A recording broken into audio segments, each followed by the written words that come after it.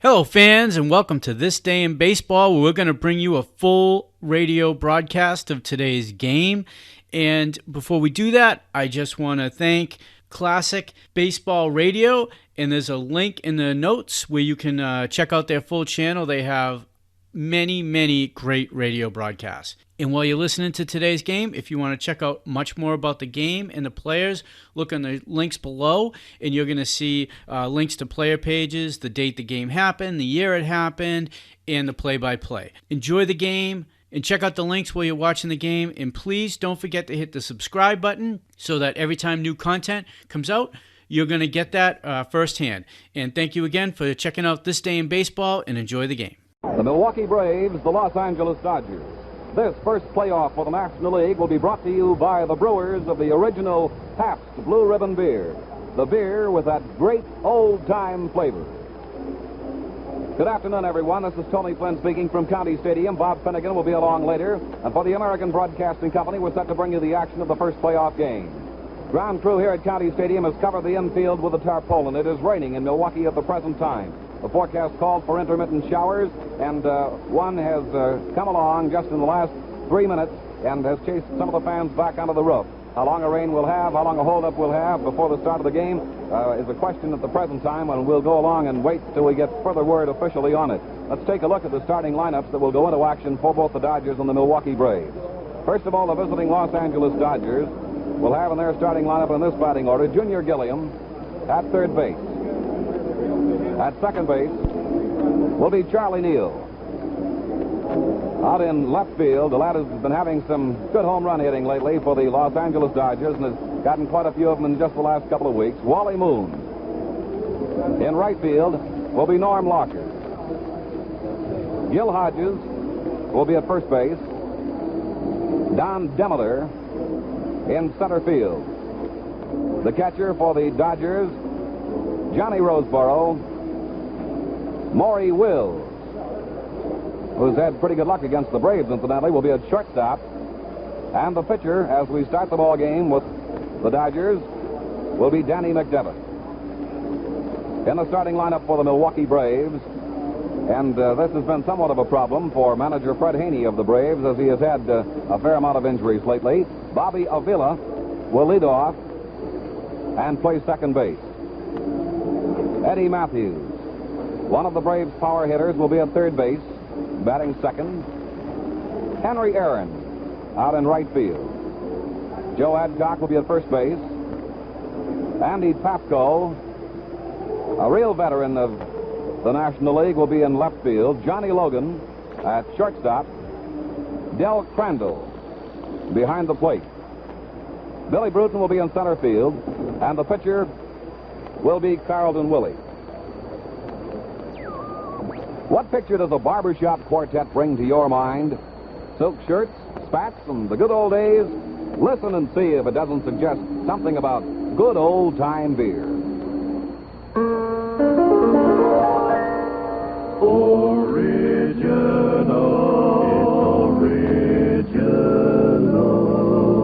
Boom, boom.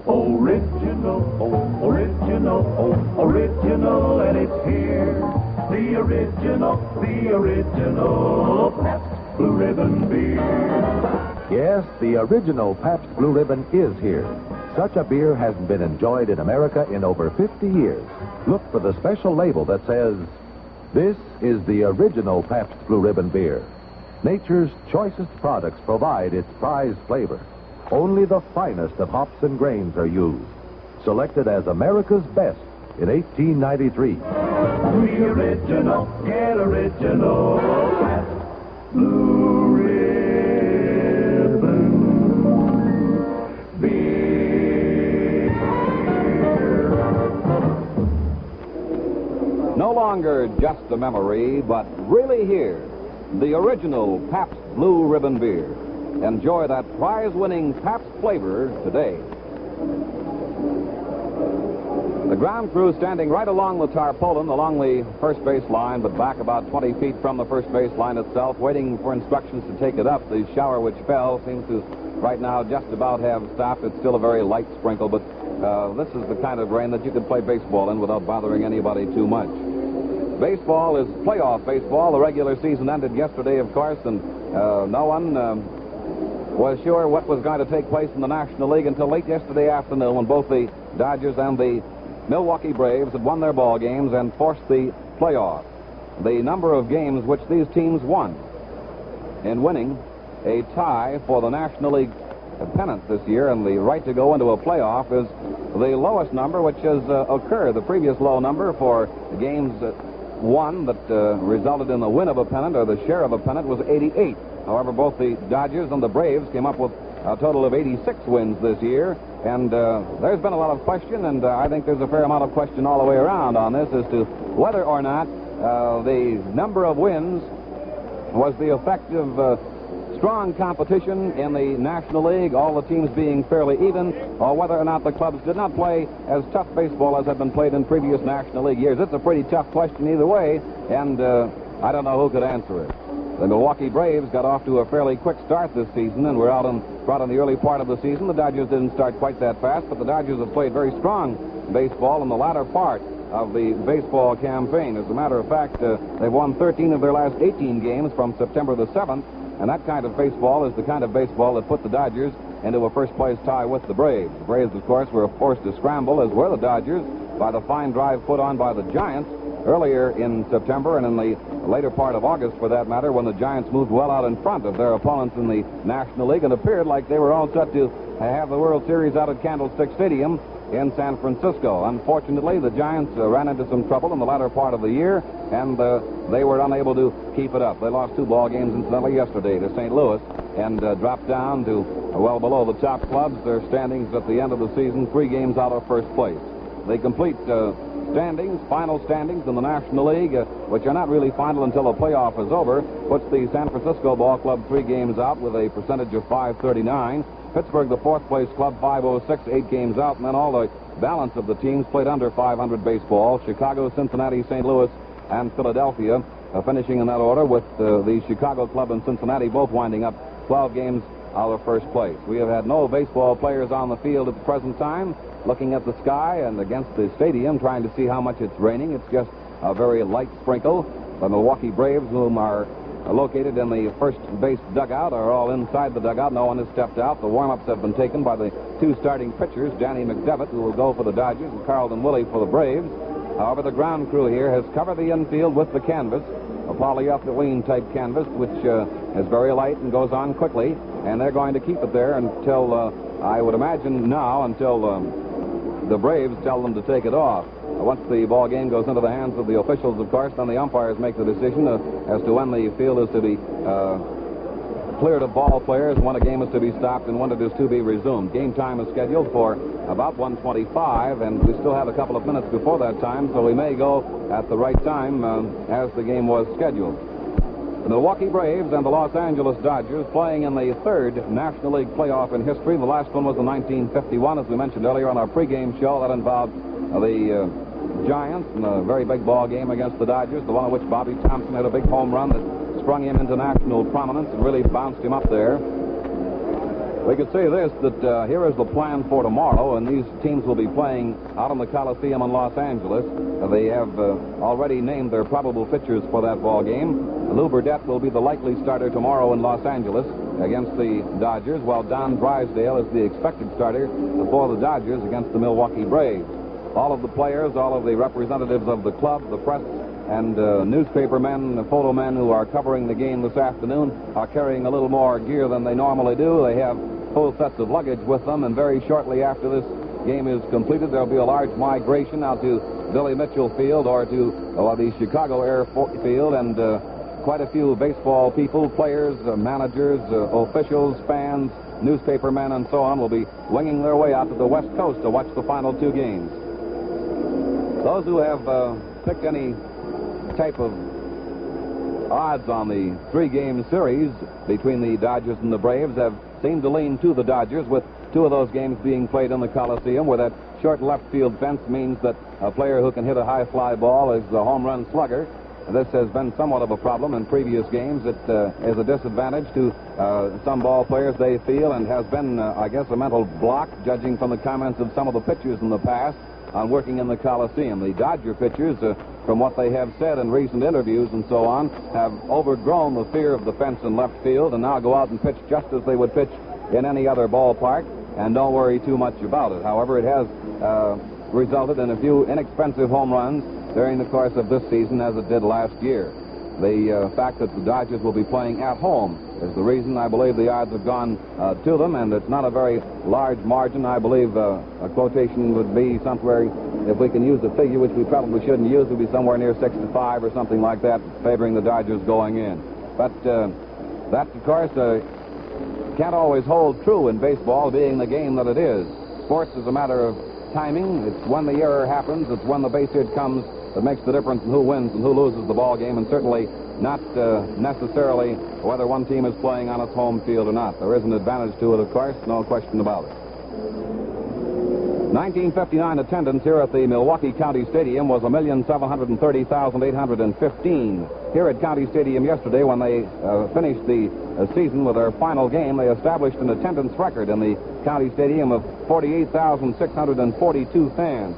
Equally large crowd out, of course, in Chicago to watch what the Dodgers were going to do against the Chicago Cubs, and I can just imagine the number of people that they will put inside the Coliseum in Los Angeles when they get set to have that series of playoff games there. Henry Aaron, who is currently hitting .397 as far as total bases are concerned, has 397 total bases.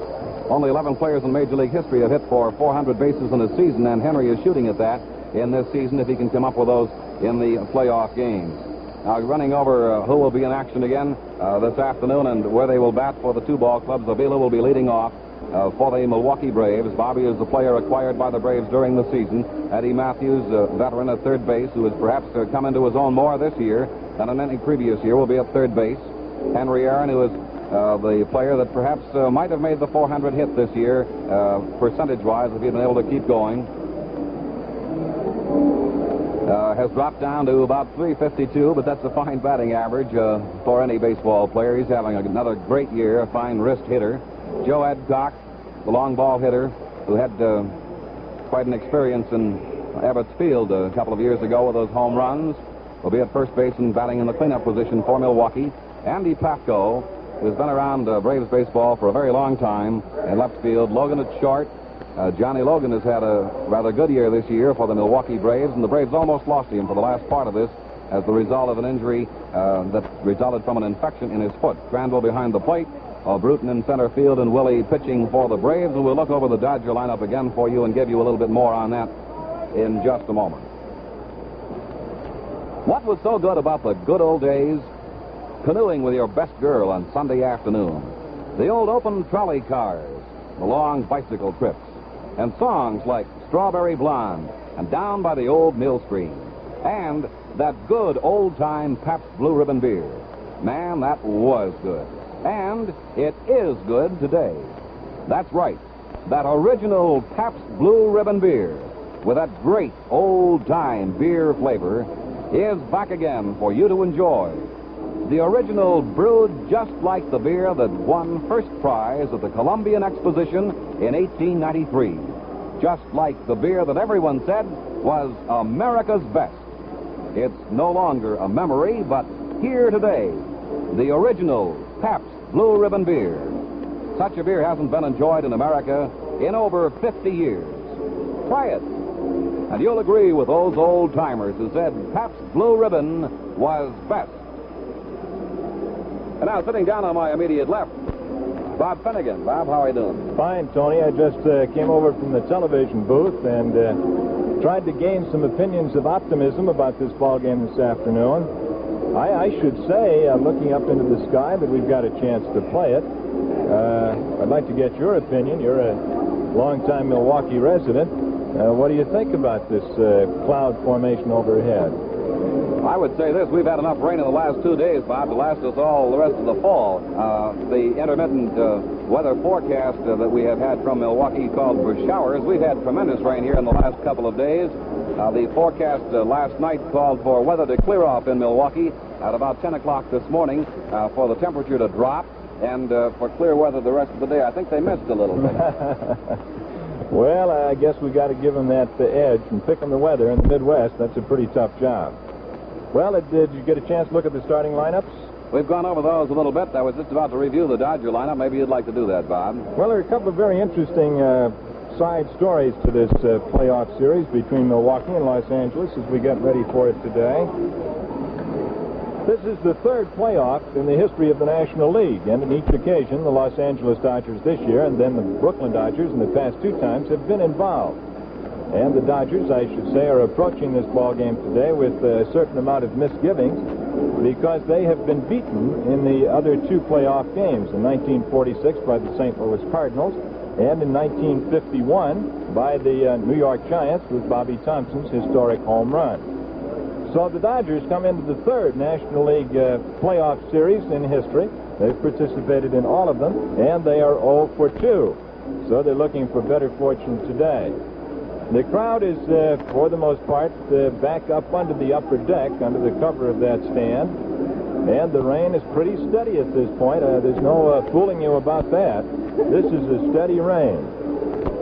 Incidentally, the Los Angeles Dodgers, if they should win this series against Milwaukee and become National League champions, they would be the first team in the history of the league, as a matter of fact, the first team in history to go from 7th place to first place the following season. And the two teams, Los Angeles and Milwaukee, wound up the 1959 regular season yesterday with the least number of victories for a pennant winner. Each team won 86 and lost 68, and the previous low for a pennant winner was the Detroit Tigers back in 1945 when they won with 88 victories. Those who have seats in the lower boxes seem to be occupying them, and there aren't many standing back for the cover of the upper deck, and it appears at this moment as if the rain has stopped. But it's a dark day, Tony, and it's still threatening. Yes, it is, Bob, and we might go through the officiating crew who will be working this ball game. We mentioned that Jocko Conlon will be the leader of the crew, and he brought his crew out. He has we have a total of 6 umpires who will be working on this afternoon's ball game, and here's who they are and where they will be located. At the plate calling the balls and strikes will be Jocko Conlon. Very important task in this particular ball game. At first base will be Augie Donatelli. Gorman will be at second base. At third base will be Al Barlick. Along the right field line will be Bill Jakowski, and along the left field line, Dusty Boggess. They'll have a big job. They're equally important as the players are in this particular ball game and in the series which is going to take place between these two clubs. Ballpark looks to be in beautiful shape. We have a nice crowd of fans, as Bob estimated a while ago, about 30,000 fans. It seems as though we might even have a little bit less than that this afternoon, unless some more people come in before this game gets started. And Tony, does it strike you at this point that you've done a day's work? Do you have that feeling just a little bit? Not at all. I have a feeling of anticipation. I'm very anxious to see them get this game started. Bob, I had a real interesting conversation with Whit Mathews on the pregame show this afternoon, and talking about the American League club that is going to be in the World Series, the Chicago White Sox. He said at that time that if he was to pick most valuable player on the White Sox club, he'd go and pick Al Lopez of the Chicago White Sox. Now, you're located in Chicago primarily. How do the fans down there feel about those Sox? Well, they're pretty enthused about them. And here come the Braves on the field. Eddie Mathews going down to third base. Johnny Logan going to shortstop. Vila going to second base. Adcock to first. The outfield, Pap going left. Bruton in center, Aaron in right. The battery, Carlton Willey, 6 feet tall, 175 pounds, and his battery mate, the veteran catcher, Del Crandall. So despite some rain, which has delayed this game about 45 minutes, we're going to get it started up here at Milwaukee. The first of the 3-game set, the best 2 out of 3 between Milwaukee and L.A. Now, ladies and gentlemen, from County Stadium, Milwaukee, Wisconsin, our national anthem.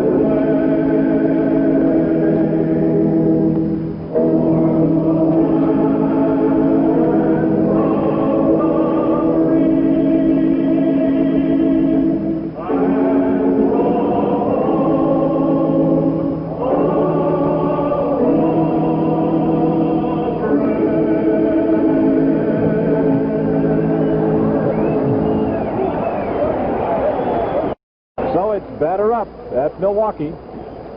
These two teams battling it out for the National League Championship of 1959. In the field, the Milwaukee Braves, 2 times National League champions in the last 2 years. And at the bat, the Los Angeles Dodgers. The Milwaukee Braves and the Los Angeles Dodgers. The first playoff for the National League game is being brought to you by the brewers of the original Pabst Blue Ribbon beer. The beer with that great old-time flavor.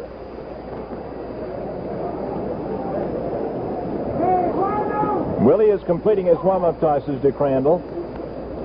And getting ready to step up is Junior Gilliam, playing at third base today for Los Angeles. Gilliam on the regular season hit .285.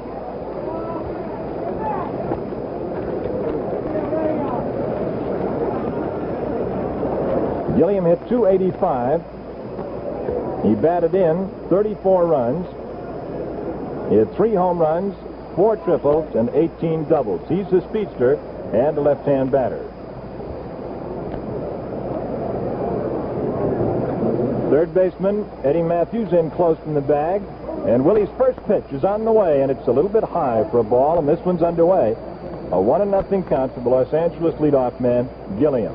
The outfield is playing Gilliam straight away and especially deep in left. Pafko in left field is way out there, which is unusual for a left-hand batter. The next pitch is strike called, a fastball right down the pike, a beautiful pitch. But Gilliam can hit to all fields and is especially strong, punching the ball to left.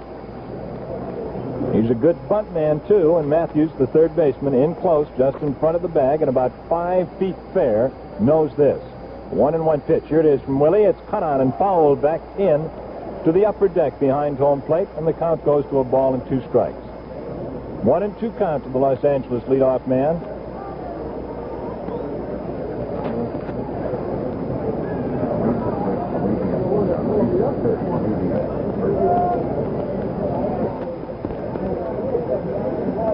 So the count is 1-2. Pee Wee Reese down in front of us, the third base coach for Los Angeles, cups his hands and shots to Gilliam, says, let's get one going. Fastball low, 2-2. Even up count of 2 balls and 2 strikes. Gilliam has made Willey throw 4 pitches. He's the leadoff man. 2 have missed. 1 has been a called strike, and he's fouled 1 off. Here it is. Cut on. Pop up toward the third base side. Mathews into foul territory. And he's got the first out. Mathews behind the bag by 20 feet and just 2 or 3 feet from the first row of the box seats makes the catch on the foul ball off the bat of Junior Gilliam. So there's 1 away in the top of the first inning, and here's Charlie Neal, the Dodgers' second baseman.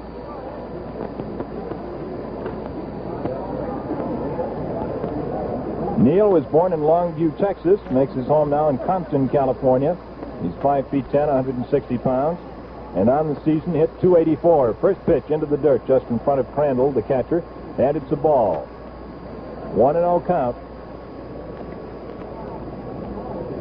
Willey takes a moment to rub the ball up out at the pitcher's hill. The outfield pulled toward left, very deep in left field with Pafko.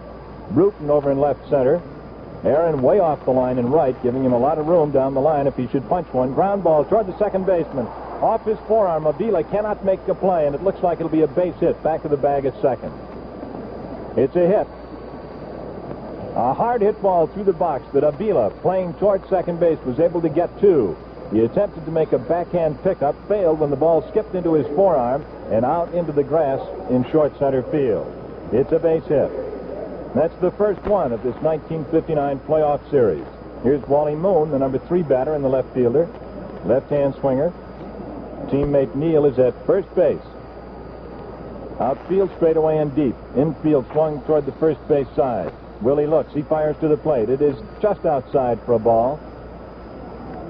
Neal at first base fakes a move to second, then gets back to the bag after the pitch. Willey peers down at Crandall for his sign. 1-0 the count. There's a lead by Neal at first. A pretty good lead. There he goes. It's swung on. A hit and run. The bat flies further than the ball. Willey plays it to first base for the out. And on the play Neal goes to second. On the hit and run, Moon was committed to swing. The pitch was outside and may have been, in fact, a pitch out. Moon half threw, half swung his bat at the ball. The bat sailed toward the second base, past the pitcher's hill. Willey came on from the pitcher's hill in front of it and threw him out. So it's pitcher to first base for out number 2. And Neal moved from first to second on the play. So there are 2 down in the top half of the first inning. And the Los Angeles right fielder, Norm Larker, another left-hand batter, is standing in. Larker hit .281 in the regular season. Willey looks at second, fires to the plate, and misses just outside with a low fastball. So it's 1-0 to Larker. Outfield, a little bit toward right, shading this left-hand swinger toward the right field foul line. 2 down in the top of the first inning. Game delayed 45 minutes by rain here in Milwaukee. Willey checks the base runner. The shortstop Logan cuts over, then back. It's swung on and missed for a strike. That makes it 1-1. Ball 1, strike 1 count. The first baseman, Joe Adcock, is back on the right field grass down the line. He's playing this fella plenty deep back of that first base position. All right, Willey, with his gloved hand on his knee, peers down with a sign from Crandall. 1-1 count to Larker. The pitch is a strike call.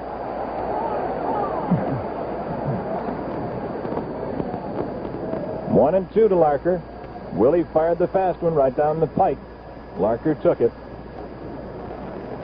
Neal takes his lead at second, makes it a short one this time. Now he edges away from the bag as Willey peers down for the sign. Larker had trouble with Braves pitching this year, hitting it for only a 190 clip. The stretch and the pitch. He takes a half swing on a sinking pitch. Didn't go far enough around, and it's a ball, evening the count at 2-2. Willey took a little bit off his curveball. He dumped it in low, changed the speed up on it a little bit. He tempted Larker, but he held off in time, and it's a 2-2 count. All right, Willey toes the rubber, ready to go again. 2-2 pitch, being ready with 2 out and the man on second. It's low and on the outside for a ball. And Larker has taken Willey to the full count of 3 balls and 2 strikes. The first man up, Gilliam, fouled out to Mathews at third. Neal beat out a hit back of second. Moon bounced out to the pitcher. Neal going to second, and that's where he is now with 2 down. All right, Willey taking plenty of time. It looks like he may have waved one off. All right, the stretch and the 3-2 pitch. Here it is. It is cut on and fouled back a home plate off to the first base side. And the count stays at 3-2 as Carlton Willey, Milwaukee's right-hander, gets a new baseball. So Larker has made Willey throw a considerable number of pitches. A 3-2 count still up on the board. Willey goes for the rosin bag. This has all the chips in the National League riding on it today. The first game in a best 2 out of 3 series. All right, Willey, ready to go again. Off at second is Neal. Pretty good lead. Here it is, 3-2. Cut on, line drive, into right field, a base hit. Here he comes around third base. Aaron bobbles the ball in right field. And Neal scores standing up. The throw comes into Avila at second. And Larker has driven in the game's first run with a hot line shot into right field. So Los Angeles breaks in front today in the top of the first inning, 1-0. An infield hit by Neal, moving to second on an infield out and being driven in by right fielder Norm Larker's line hit to right field. That brings up Gil Hodges, the first baseman. Here's Hodges.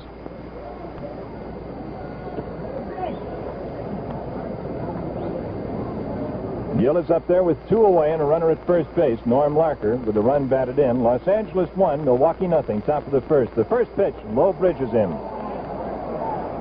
A high inside fastball, and Hodges was forced to hit the dirt on that one. It's ball 1.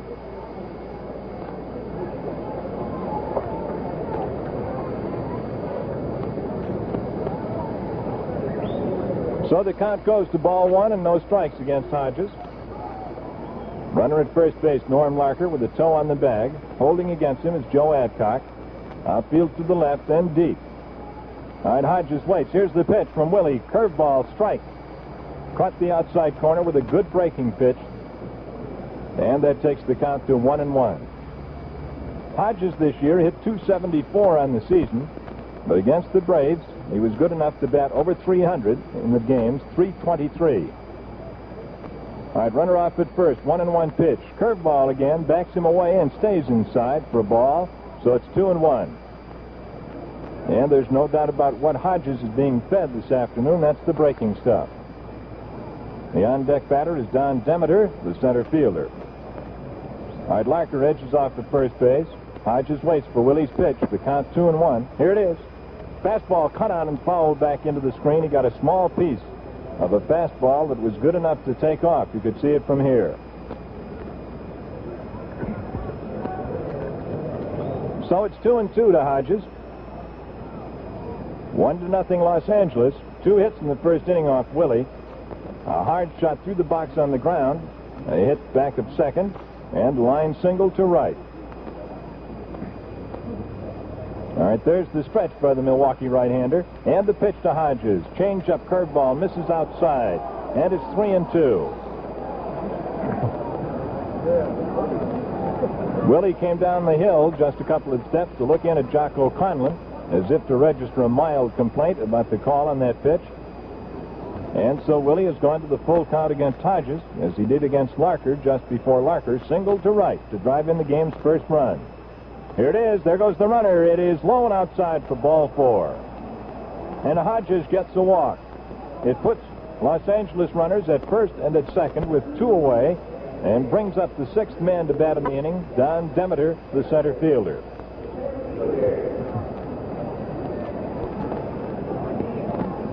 Demeter was a .257 hitter on the season, and he held his average against Milwaukee, hitting .258. So the base runners are Larker at second, Hodges at first, 2 away, Demeter the batter. Los Angeles leading 1-0 in the top of the first inning under dark skies with the lights on here at Milwaukee. Willey fires. It is cut on, fly ball, center field.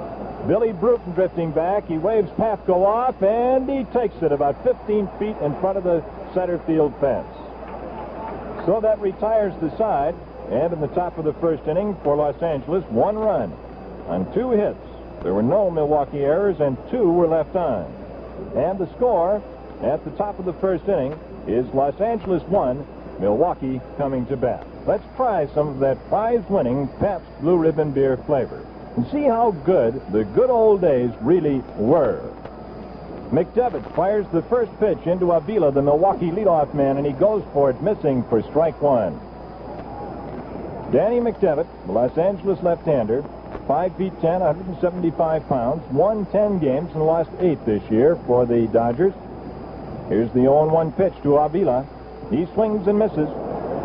Looked like he went for a bad one that time. It was a little bit low and quite a ways outside, so it's 0-2. Avila, Mathews, and Aaron in the bottom half of the first inning at Milwaukee. Los Angeles 1, the Braves nothing. McDevitt is pitching against Willey. All right, McDevitt takes plenty of time. Here's the 0-2er to Avila, and it low bridges him. Down he goes. Over his head. Ball 1, strike 2 count. Well, it begins to look here in the bottom half of the first inning. After Hodges was decked, and now Avila, like it isn't too sound advice to get too firmly dug in out there. Sidearm fastball, bounced down to the shortstop. Wills, he bobbles it, picks it up, throws. It is out at first base.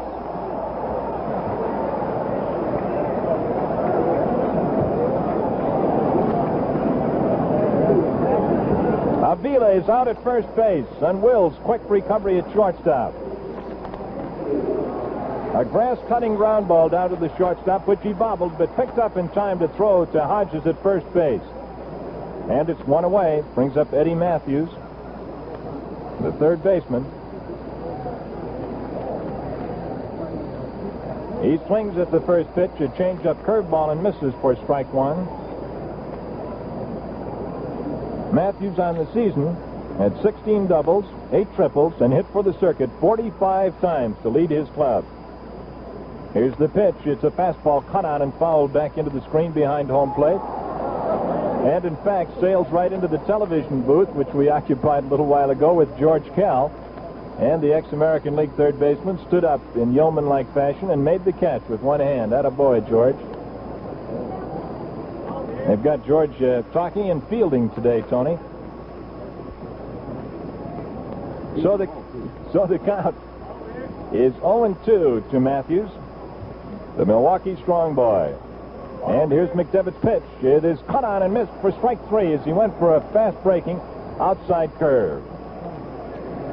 And that is the game's first strikeout. So there are 2 away as Avila bounced out to short on a close one. Mathews is a strikeout victim. And here's Hank Aaron. And what a hitter this fellow has been. Aaron closed the season to lead all major leaguers at .355. He hit 39 home runs, and against his opposition today, the Los Angeles Dodgers, he hit even better, .372. First pitch, right across his eyes for a ball too high.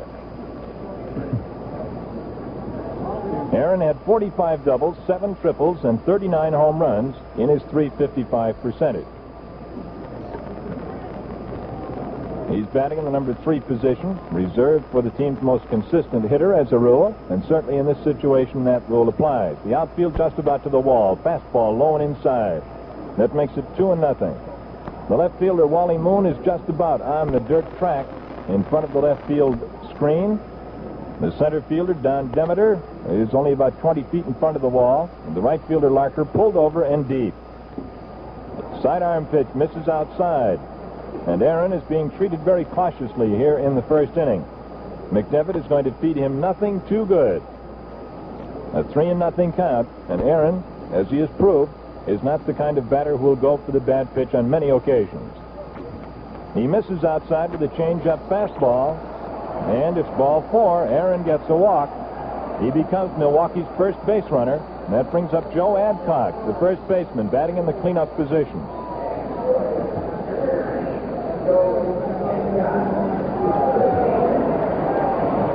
Here's the big fella. When he comes up there, he strikes fear into the hearts of pitchers. 6 feet 4 inches tall, 220 pounds. Louisiana born. On the season, Adcock 5 points under 300. Teammate at first is Aaron with a short lead. McDevitt into the stretch motion. The outfield deep to the left. The infield to the left side as well. The first pitch is low for a ball.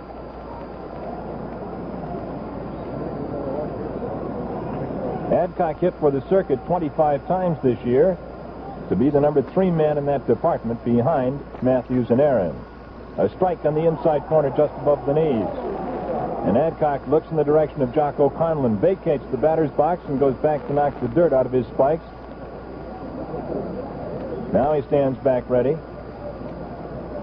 Gil Hodges straddling the inside corner of first base, holding against the runner down there, Aaron.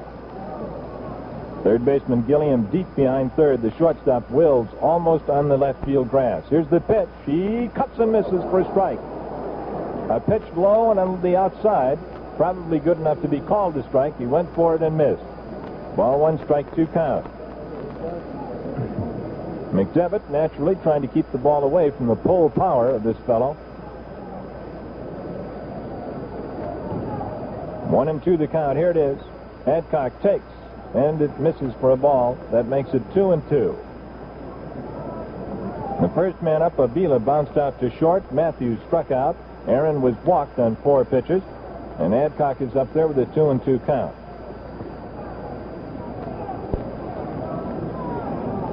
Los Angeles leads 1-0. Bottom of the first. Here it is. Adcock swings and misses for strike 3. And McDevitt records 2 strikeouts in the bottom half of the first inning. The totals: no runs, no hits, no Los Angeles errors, and 1 man via a walk left on. So the score at the end of the first full inning of play is Los Angeles 1, Milwaukee nothing. The first batter in the late top half of the second inning will be the Los Angeles catcher, John Roseboro. LA 1, Milwaukee nothing as we go to the second here at County Stadium in Milwaukee, Wisconsin. Carlton Willey, the pitcher. He gave up a run on 2 hits in the first inning. And now he starts with the number 7 man in the order, the LA catcher, Roseboro. Roseboro hit .234 on the season. He's waiting for the first one, this left-hand batter. He takes one a little bit on the outside for a ball 1. Outfield once again straight away. Willey is fast, and even the good pull hitters are very likely to hit him to center or left. Speaking of the left-hand batters, fastball called strike as Jocko Conlon raises his right fist into the air, and it goes to 1-1. Ball 1, strike 1 count.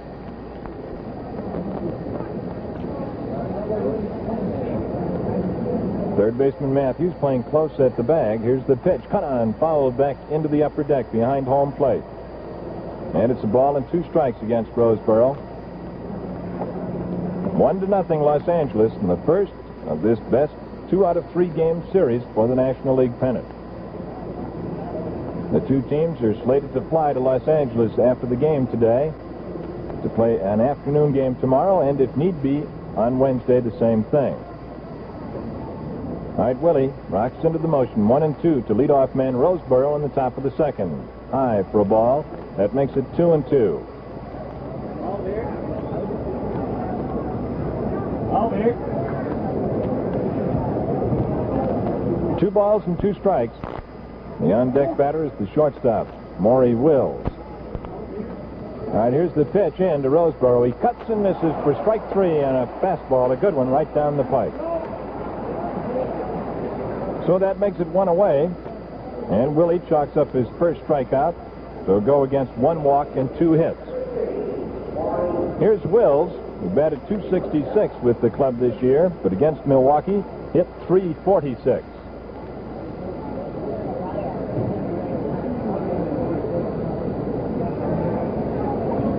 Left-hand batter stands deep in the batter's box. The outfield shallows up for him. He's not a long ball hitter. Fastball cut on and fouled into the screen back of the plate. And the count is 0-1.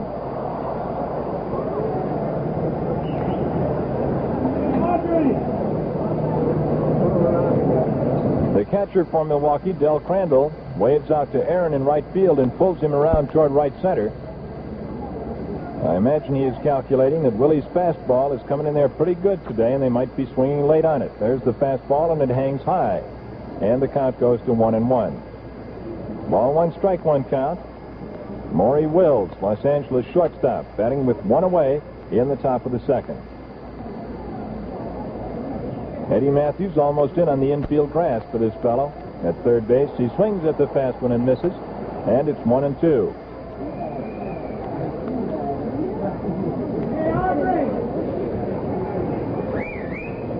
One ball and 2 strikes to Wills.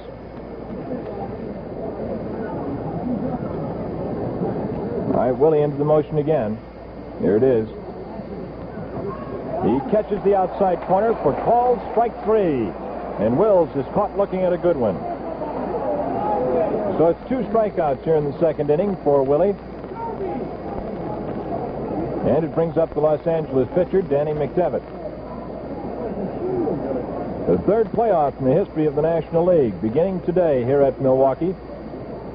Los Angeles has been in the other 2, both times unsuccessfully, against St. Louis in 1946 and against the New York Giants in 1951.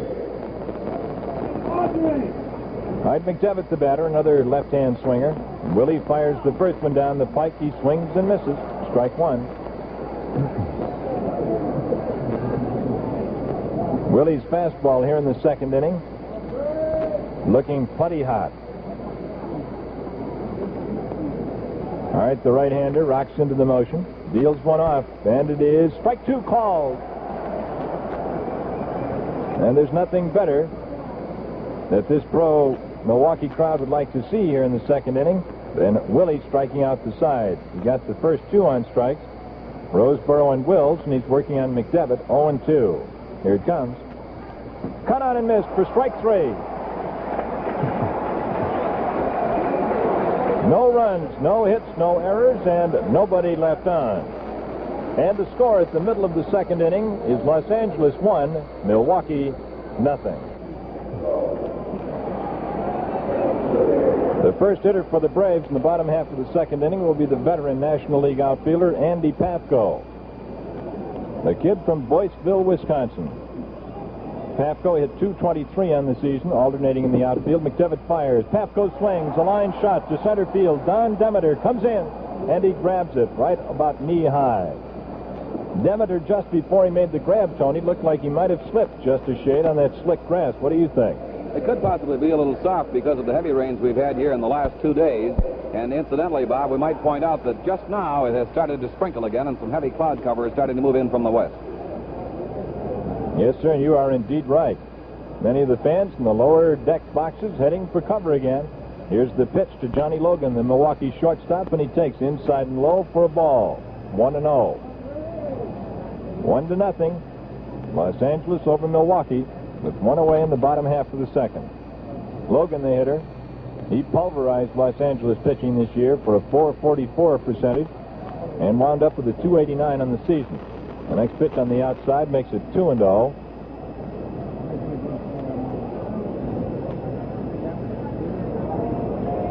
Johnny Logan, born in Endicott, New York, makes his home here in Milwaukee now. Looks at a sidearm pitch that comes in low for a ball. That makes it 3-0. Logan is 5'11", 186 pounds. He improved on his batting average this year against 1958. In 58, he hit for .226. This year, .289. There's the pitch, and he takes 4 bad ones in a row. And Logan gets a walk with one away. And here's Del Crandall.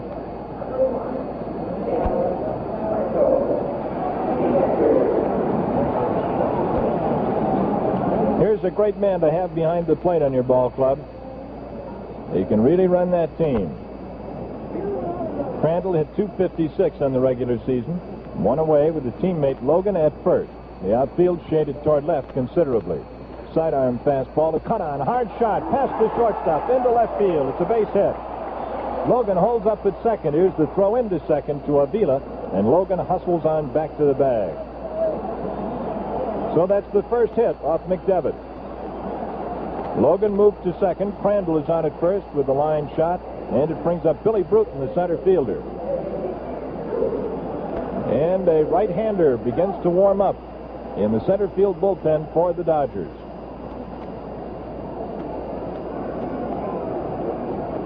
Billy Bruton, a .293 hitter on the 1959 campaign, which ended yesterday. Left-hand batter, teammates at first and at second. Logan at second, Crandall at first. Here's the pitch to Bruton. He takes high for a ball.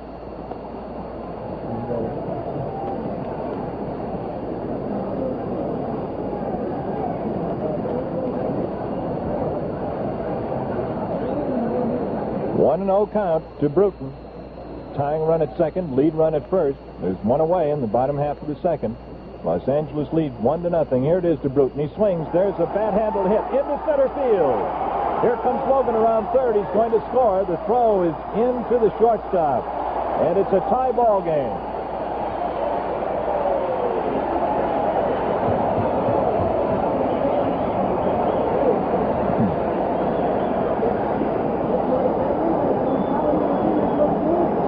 Ball game here at Milwaukee is all knotted up in the bottom half of the second inning. Logan walked with one away, moved to second on Crandall's hit to left, and scored on Bruton's single to center. And that brings up Carlton Willey, the Milwaukee pitcher. And the right-hander out there, Sherry, begins to throw hard for Los Angeles.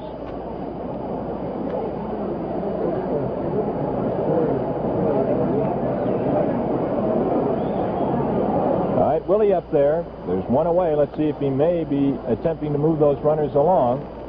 McDevitt throws. He's swinging away, and he takes the first one inside for a ball. 1-0.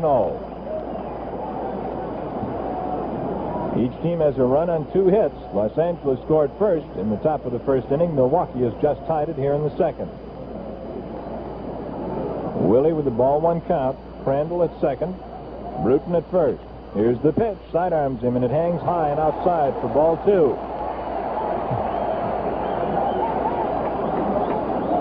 And over to talk to McDevitt comes Junior Gilliam from third base, and out to talk to him comes the catcher, Roseboro.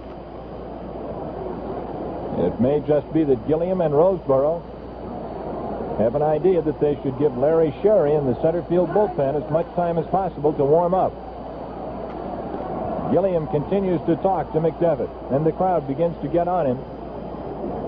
And here comes Alston. Here comes Walter Alston out of the third base dugout. And out in center field, beyond that center field wall, Sherry, the young right-hander, throws hard. So out at the pitcher's hill at this moment is manager Walter Alston, with Roseboro the catcher, first baseman Gil Hodges, and McDevitt, whose fate in this ball game hangs in the balance.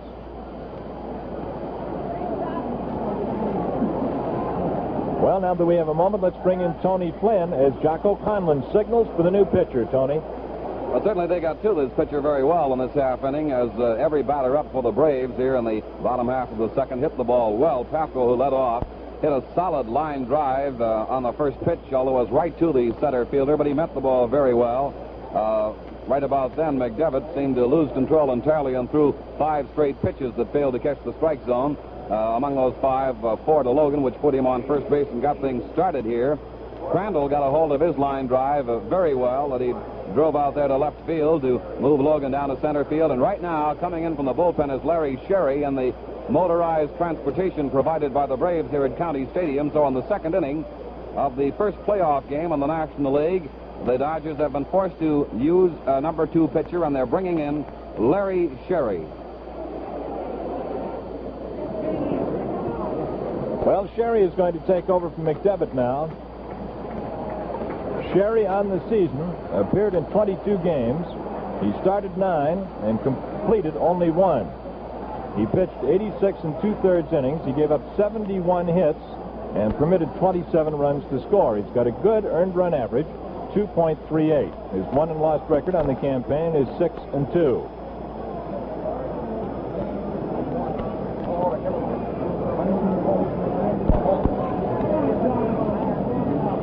So Sherry gets his warm-up tosses in, and the situation is this at Milwaukee.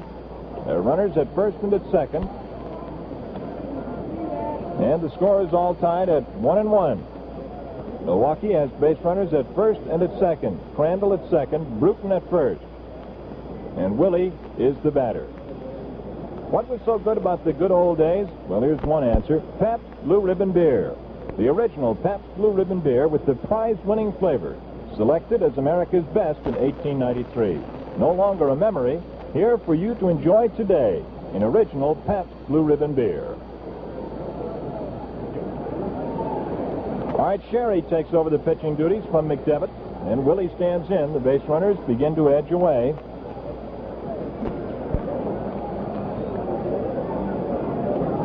Sherry, a Californian, born in Los Angeles, makes his home now in Pueblo, Colorado. Born in 1935, which makes him 24 years old as he takes over today. All right, runners away. Here's the first pitch to pitcher Carlton Willey, and it takes the count with a called strike to 2-1. McDevitt having left with 2 balls against Willey. So it's 2-1 to Willey.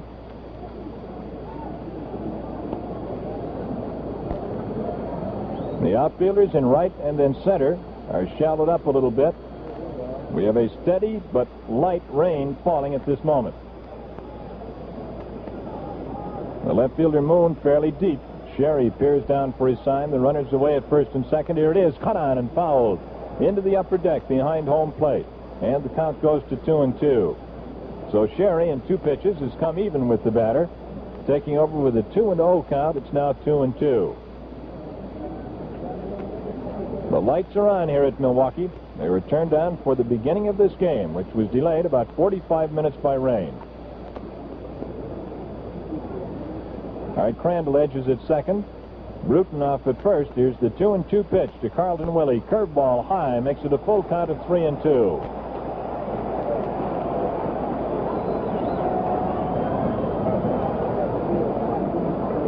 The lead run at second base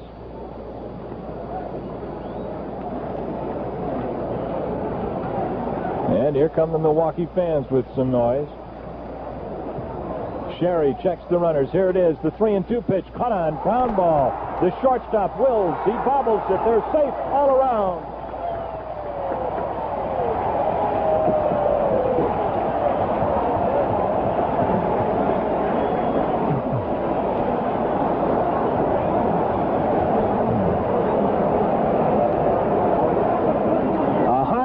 Ground ball down to the shortstop, Maury Wills, and he was just too anxious to find the handle. He grabbed at it before the ball got there. It hit his glove and bounced to his feet, and the bases are loaded. Crandall at third, Bruton at second. Willey safe on the error at first, and the batter is the leadoff man, Bobby Avila, who is looking for his first hit against Los Angeles this season. He has been to bat 8 times against them without a hit. In the first inning, he bounced out to the shortstop on a hard hit ball. The rain continues to fall, and just a trifle harder than a few moments ago. Bases loaded. First pitch to Avila is a strike called as he gets the inside corner just about belt high. A right-hander begins to warm up in the bullpen for Los Angeles. All right, the sack's loaded. A tie game.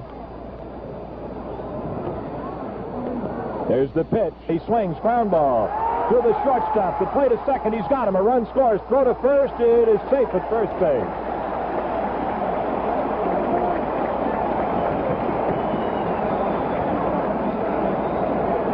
Crandall came in to score from third on the fielder's choice, going from the shortstop Wills to second baseman Charlie Neal. The throw to first base was too late to get Avila, and that leaves runners at first and at third. And Milwaukee goes ahead in the second inning, 2-1. The batter is Eddie Mathews. He struck out his last time against McDevitt. Billy Bruton, the runner, is at third base, and Avila is at first. Here's the pitch. It is a strike called, a curveball. They're 2 away. We're in the bottom half of the second inning.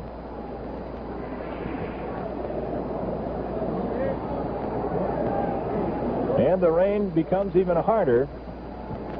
And at this point, the thought comes to mind, will it have to be held up? Fastball sails high, and it's 1-1. Well, at this point, you can just judge that this is a bad day in Milwaukee. Rain off and on, especially hard at game time. It led up for the game to be started 45 minutes late, and it's coming down again. Runners at first and third, edge away. Here's the pitch to Mathews. It's too close for a ball, 2-1. 2 runs have scored in this inning. On a walk, 2 hits, an error, and a fielder's choice. Milwaukee has 2 runs on 2 hits. Los Angeles, 1 run on 2 hits. All right, Mathews with a 2-1. Sherry, the Los Angeles pitcher. Here it is. Caught on, ground ball down to the second baseman, Neal. He's got it. The throw to first to retire the side. And so Mathews bounces out to end the inning. And the totals on the second for Milwaukee: 2 runs on 2 hits, 1 error, and 2 left on. And the score at the end of 2 full innings of play is Milwaukee 2, Los Angeles 1. Jocko Conlon, the umpire-in-chief today, has just finished conferring with the other umpires in the infield about the weather situation. The game is going to continue, but the rain is steadily coming down. Not hard enough to vacate the seats in the lower boxes. A great many people are still in them, mostly with raincoats and head covers, but they're hanging in. And into the batter's box to open the third inning is Junior Gilliam, the Los Angeles third baseman, against Carlton Willey. First pitch is on the outside for a ball. Milwaukee 2, Los Angeles 1. The first game of the 1959 National League Pennant Playoff Series. All right, Willey into the motion again against Gilliam. Junior swings. There's a fly ball to right field. Aaron coming in and over toward right center. He takes it for out number 1. So there's 1 away in the third. This is Bob Finnegan at Milwaukee with Tony Flynn bringing you this first game, and mighty pleased to be on hand for it. Tomorrow afternoon from Los Angeles, these same 2 clubs will battle it out. Not looking for problems, but looking overhead. We wonder about flights to the coast, and there's no other way to do it for a game tomorrow. Here's Willey pitching to Charlie Neal, a ground ball foul of third. And it is strike one. So the day will unfold for us this afternoon, and there's a great many things to think about. Most important of which is this game right in front of us with Neal batting. He backs away from a high inside changeup. That makes it 1-1.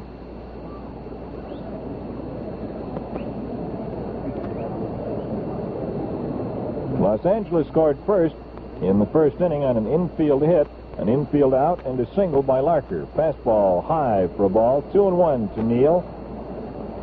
Neal scored Los Angeles' run in the first inning. He'll be followed to the plate by Wally Moon. One away, top of the third. Here it is.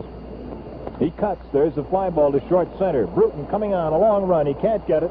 It falls just in front of him, skips into his glove on one hop, and it's a base hit.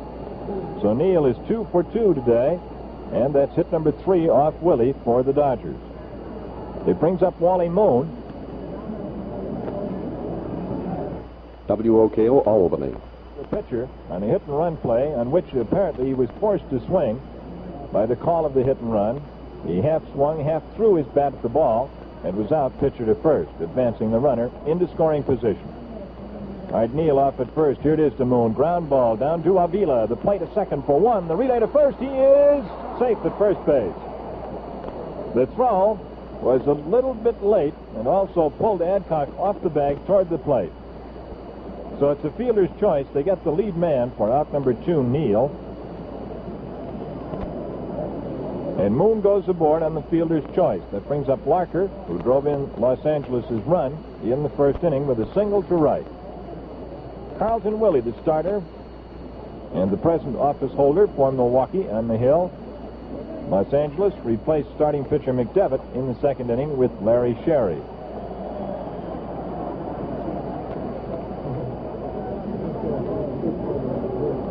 All right, 2 down in the third for Los Angeles. Willey peers down the pike. With a short lead is Moon. Here's the pitch. Ground ball. Avila to his right. Tough chance. He can't handle it. Off his glove into short center field. Avila retrieves it and throws to second base. Moon moves on to second, and Larker is aboard with what I think will be a hit, and it is credited as a hit. Avila's had some tough chances today, Tony. Yes, he has. He has had to go extremely to his right on a couple of occasions, very hard, and 2 of them have been a little hard to handle for him. That brings up the L.A. first baseman, Gil Hodges. Teammates at first and at second. Moon at second, Larker at first. There are 2 away in the third inning. Hodges, the last time up, drew a walk from Willey.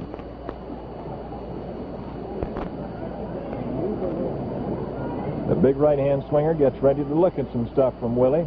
The runners edge away at first and at second. Pitch to Hodges. He swings. Hot shot past Mathews into left field. Here comes the runner around third. Papko's throw is into the infield, and Los Angeles has tied it up. Moon came around to score on the single to left by Hodges, and we have a brand new ball game again. Los Angeles 2, Milwaukee 2 in the top of the third.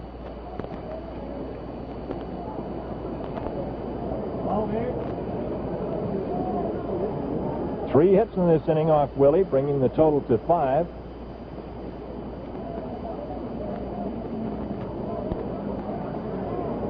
All right, the batter up there is Don Demeter, the center fielder. Teammates at first and at second again for Los Angeles. 2 away. Willey into the stretch motion. There's the fastball. It's too close and a little bit low to Demeter, and it's ball 1. Milwaukee sends to the bullpen to warm up the tall, lanky right-hander from South Bend, Indiana, Bob Rush.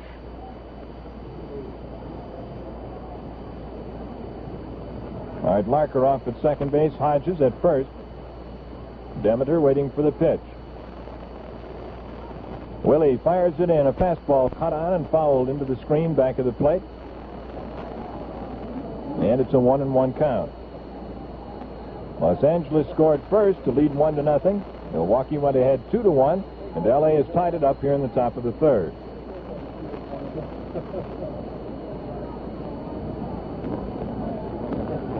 Los Angeles 2 runs on 5 hits. Milwaukee 2 runs on 2 hits. All right, the 1-1 pitch being readied for Don Demeter, the L.A. center fielder. Runners at first and second with good leads. Willey fires, and it goes off the bat of Demeter on a half swing. The count goes to 1-2. Bounced foul toward the first base dugout. He wanted to stay off that one, but the ball hit the bat and skipped foul for a strike.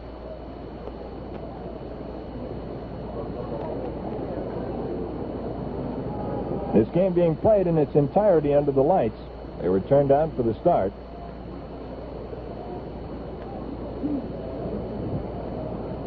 Two down in the top half of the third inning. Right-hander Willey gets his sign from Del Crandall. Runners away at first and second. Demeter waiting. Here's the pitch. Cut on. Ground ball. Foul of third. And it skips down the line toward the corner. The count stays at 1-2. Ball one, strike two count. The infield playing back for the batter. The outfield shaded toward left and at medium depth. And that defensive alignment permits the base runners, Larker at second and Hodges at first, to get good leads.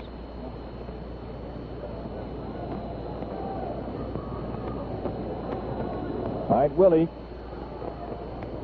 onto the rubber. Has his sign from Crandall. Here's the 1-2 pitch. It is cut on and fouled into the screen. Somebody up in the press box here at Milwaukee makes a futile grab for it. And the crowd enjoys it.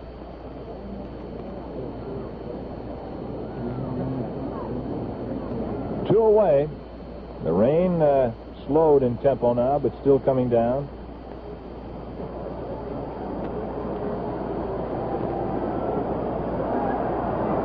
Well, the crowd is looking behind home plate at the screen where the last foul ball became wedged. One of the patrons reached up, jumped up and got it, and gets a hand. 1-2 to Demeter. The base runners at first and second. Two away in the top of the third. Here's the pitch to Don, and it's just outside. It misses. 2-2. And you can see that Del Crandall is jawing. He doesn't like it. Jocko Conlon says, throw the ball back. He points to the pitcher's hill. Crandall didn't turn to face Conlon, but rather stood facing toward center field, but you could see his head moving.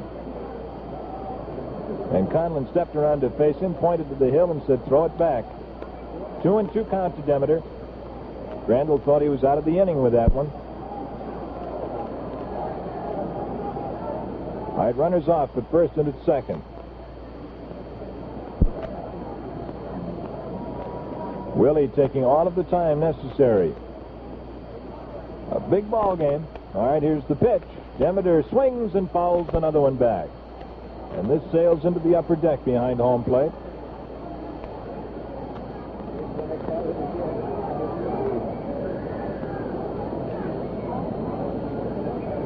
Gilliam opened this inning by flying to right. Neal singled to center, was out on a fielder's choice hit into by Wally Moon. Larker hit to short center, and Hodges drove Moon in with a single to left. So they're two on, first and second, two away, and the count 2-2 to the batter. Willey fires to Demeter. He swings. There's a hopper to the shortstop, Logan. He's got it. He falls, almost falls, and he can't get rid of the ball. A high chopper toward shortstop. Logan came in, made the grab. It would have been a very close play in any event. He tripped, did not fall, but did not throw either, so the bases are loaded. Demeter is given credit for a hit. The official score ruling that even had Logan played the ball cleanly without tripping, he would not have beaten Demeter to first base with a throw. So the catcher, Crandall, goes out to talk to Willey, has a brief conference with him, and comes back. The bases are loaded, and Roseboro, who struck out his last time up, is the batter for Los Angeles. Larker at third, Hodges at second, Demeter at first. They're 2 away, and this ball game is a 2-2 game. So here's a big batter as Willey fires. There's a fly ball high to right field, but Aaron is coming in, waiting. He's got it for out number 3. And so Milwaukee gets out with just 1 run against them and the bases left loaded. The totals on the third for Los Angeles: 1 run on 4 hits. There were no errors and 3 left aboard. So the score at the end of the top half of the third inning is Los Angeles 2, Milwaukee 2. What picture does the barbershop quartet bring to your mind? Silk shirts, spats, and the good old days? Well, just listen and see if it doesn't suggest something about good old-time beer.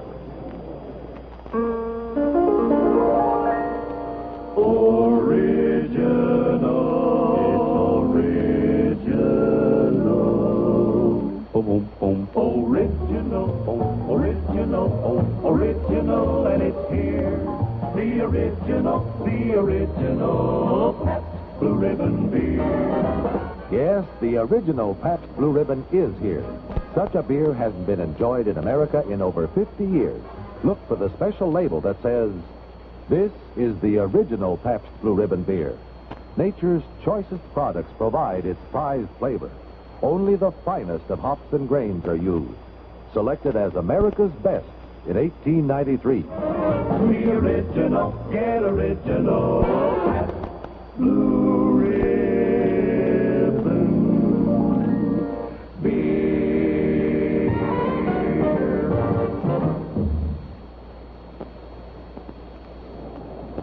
No longer just a memory, but really here, the original Pabst Blue Ribbon beer. Enjoy that prize-winning Pabst flavor today. To open the bottom half of the third inning for Milwaukee, the Braves' great right fielder from Mobile, Alabama, Hank Aaron. The Major League's leading hitter takes the first pitch from Los Angeles' right-hander Larry Sherry on the outside for ball 1. In the last half of the third, Aaron, Adcock, and Paf go in that order. Sherry fires again, and Aaron takes a little bit wide for ball 2. Last time up, Aaron didn't get a look at, I think he walked on 4 pitches, Tony. They pitch him cautiously, as you might expect. He drew a pass his last time up. Here's the pitch to him, and that one's down the pike for a strike, the fastball. The count is 2 balls and 1 strike to the Milwaukee leadoff man in the last half of the third inning.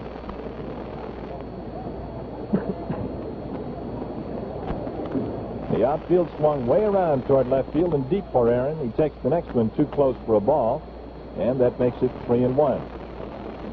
The left fielder Norm Larker is over in the right fielder Norm Larker is over in right center field, and there's a big hole if Aaron should poke one down the line. The left fielder Wally Moon almost to the fence, and there's the pitch to Aaron, and once again Hank walks.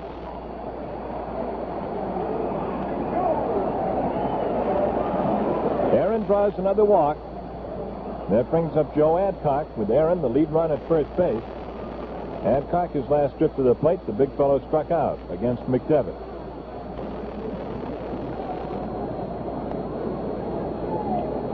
Adcock stands deep in the box. All 6'4", 220 pounds of him. Outfield shaded toward left again. Not quite as drastically as for Aaron. Aaron takes a short lead at first. Here's the pitch to Adcock. Hit sharply to the third baseman. Bobbled. Thrown to second for the force. The relay to first. Double play. Adcock hits to the double play from the third baseman Gilliam to the second baseman Neal on to Hodges at first base. The ball was a one-hop shot down to Gilliam. It was in his glove, popped up. He grabbed it with his bare hand, fired it on to second base. The relay nipped the batter, Adcock, and it's 2 away. The base is empty. Andy Pafko steps in. He flied to center his last trip. Pafko swings, and there's a sky-high pop-up. Foul of third. Gilliam down there. So is Roseboro. Look out. They collide. Roseboro holds it, but falls down. The ball actually was much closer to third base, but Roseboro made probably 70 or 75 feet of the 90 feet to third base in foul territory, made the catch, spun into Gilliam, and fell down holding the ball. So the totals on the third for Milwaukee: no runs, no hits, no errors, nobody left, and at the end of 3, the score is Los Angeles 2, Milwaukee 2. Great little double play move that time by the third baseman of the Dodgers, Gilliam, who took that hard smash, let it pop out of his glove, recovered quickly enough to get the double throw over to first base for the double out. We're ready to go with the action in the top of the 4th, and here's Bob Finnegan. The leadoff hitter in the 4th inning for Los Angeles is Maury Wills, the shortstop. He was called out on strikes the last time up in the 2nd inning. Carlton Willey into the motion, and here it is. He swings. There's a fly ball to left center. Bruton over there, so is Pafko, and Bruton puts it in his hip pocket for out number 1. And due up is the pitcher, Larry Sherry. Sherry coming out to bat with 1 away in the top half of the 4th inning. Los Angeles 2, Milwaukee 2. We can see Dodger president Walter O'Malley sitting bareheaded next to the Los Angeles dugout down in front of us. We're looking for the team of Al Lopez, Bill Beck, and Chuck Comiskey of the White Sox, and I'm sure there's someplace in these stands.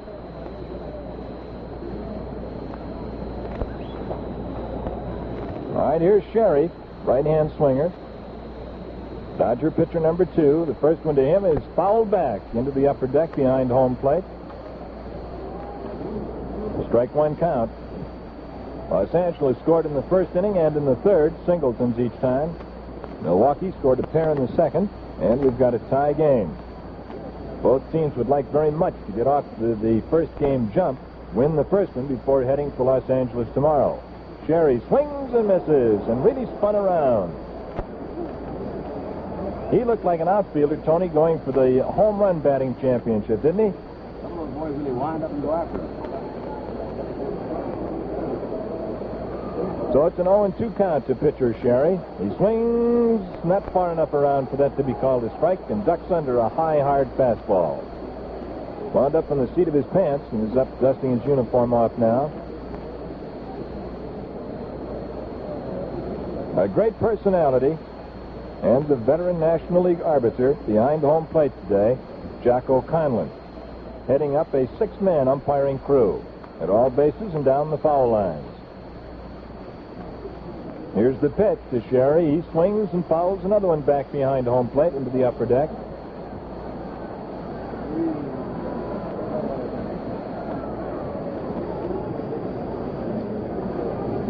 The game being played under a gray mantle of clouds at Milwaukee today. And just a little bit of a drizzle now. The weather situation has improved. It is still raining, but very lightly. Sherry swings at the next one, fouls it off the plate into foul territory. Crandall makes a 1-bounce pickup and fires it back to his battery mate, Carlton Willey.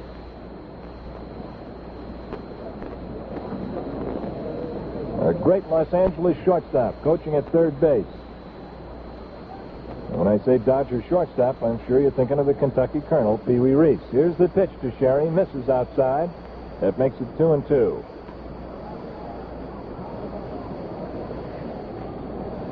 The leadoff hitter, Junior Gilliam, is on deck. These two teams tied up at 2-2 in the top of the 4th. Here's the pitch. Sherry swings and gets a small piece, enough to raise its flight into the screen behind home plate.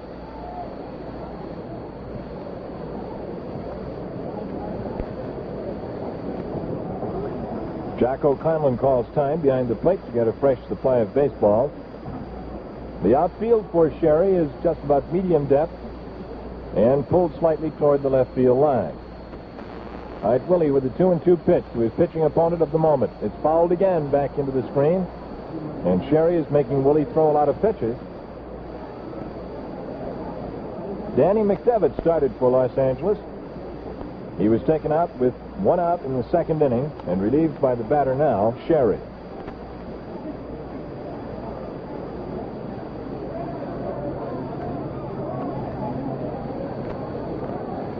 All right, Willey'd like to deposit this guy on the bench and get past him. Here's the 2-2, and it goes high, way above his head for ball 3, 3-2.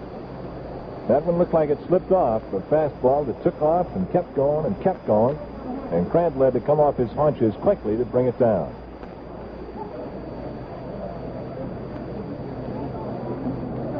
All right, Sherry waits. Here's the pitch to him, and it's a high pop foul out of play. And once again, that one pops onto the screen behind home plate.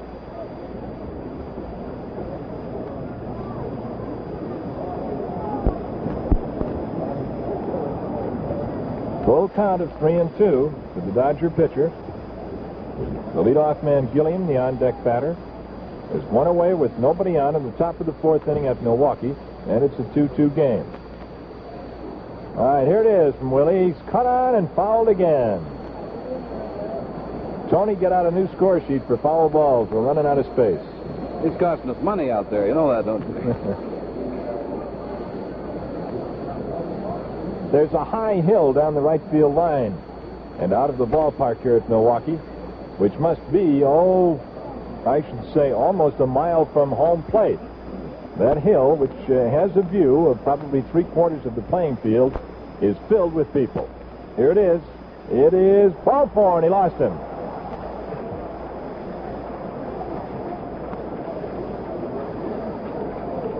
Tony, is that hill out there, I guess about a mile away, has that a name?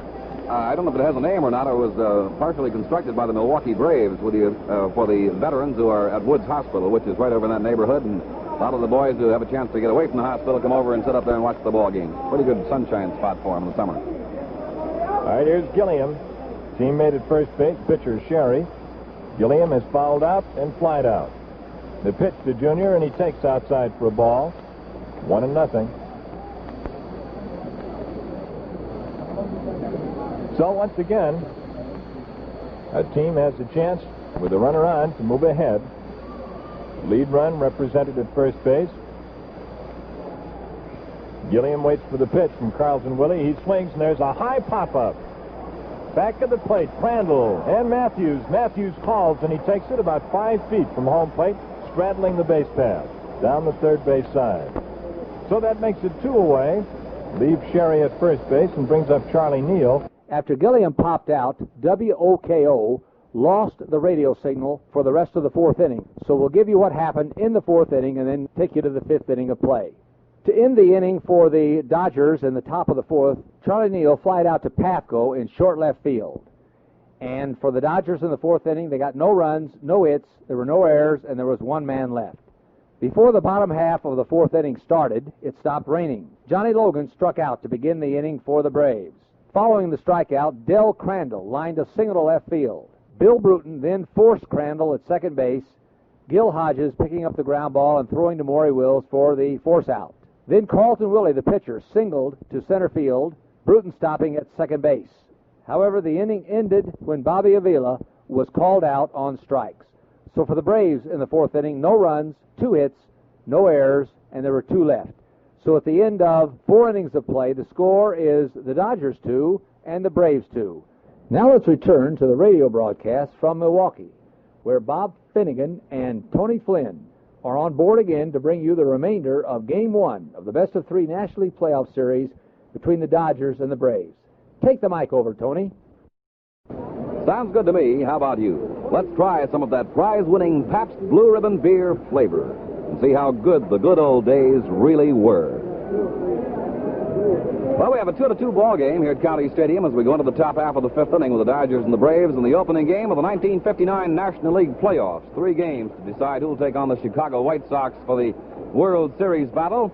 And right now, you can't say either team has got the best chance. They've been playing a real even ball game. Hits-wise, 6 for the Los Angeles Dodgers, 4 for Milwaukee. The original starting pitcher in the ball game for the Dodgers, McDevitt, has been replaced by Larry Sherry, while Carlton Willey, who started the ball game for the Milwaukee Braves, is still working the game. As the leadoff batter steps in on the top of the fifth, there again is Bob Finnegan. And to open the fifth inning for Los Angeles, it's Wally Moon. Moon, the left fielder, bounced out to the pitcher and hit a fielder's choice ground ball to the shortstop. Willey into the motion, fires one. It's a changeup ball that goes right down the middle for a strike. A beautiful pitch, the big full motion, and the ball steaming in at half to 3/4 speed. So it's a strike 1 count. Here's the next pitch. It's strike 2, the fastball this time. Willey goes out in front 0-2 against Moon. Moon, who led all the L.A. batters against Milwaukee pitching with a .395 percentage in the games between the two teams. Here it is to Moon. He starts to go for that one. Holds off. It's low for a ball. And Crandall almost fired it down to Mathews, as he would have on a third strike.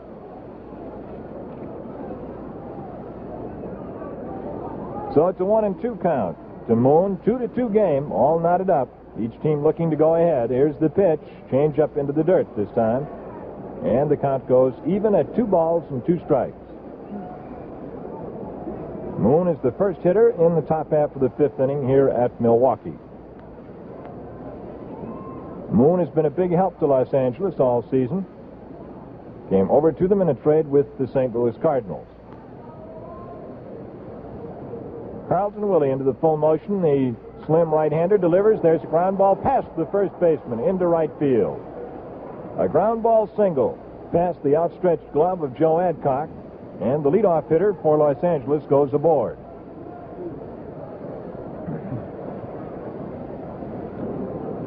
And for the Dodgers, that's hit number 7 off Willey. L.A. has 2 runs on 7 hits. Milwaukee 2 runs on 4.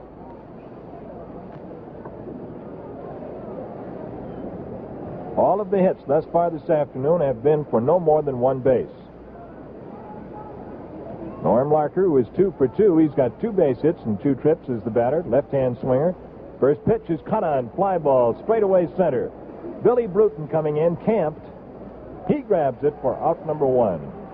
And Moon holds on at first.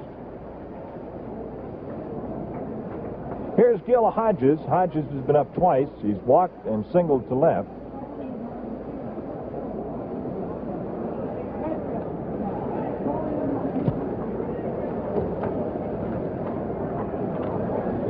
Hodges knocks some of the dirt out of his spikes and steps in. Born in Princeton, Indiana, not too far from Milwaukee. Down, of course, south of the city of Chicago. 6'1", 203 pounds. Fastball high, but cut on and fouled back into the facade of the upper deck, and it skips back onto the ground, back of home plate. 0-1 count to Gil.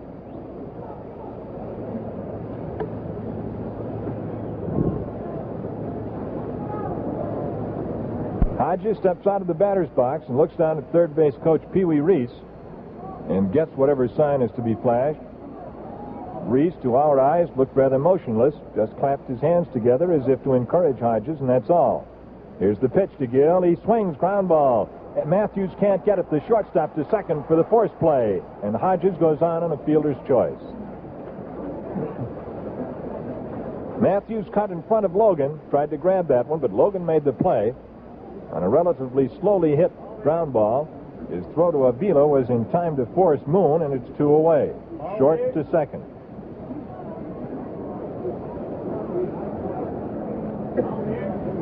So Hodges is on at first with 2 away, and Don Demeter, who is 1 hit and 2 trips, is the batter. Right-hand swinger. Outfield shades him to left, the infield the same way. Here's the first pitch to Demeter. Swung on. Logan to his right. He's got it. Throw to second. Force play to retire the side.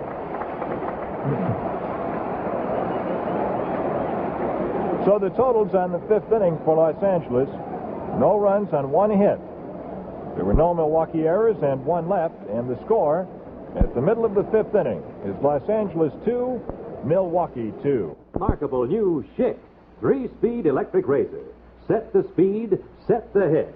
Get the shave that fits your face. And new top brass hairdressing for men that keeps your hair in place around the clock, fights dandruff hour after hour.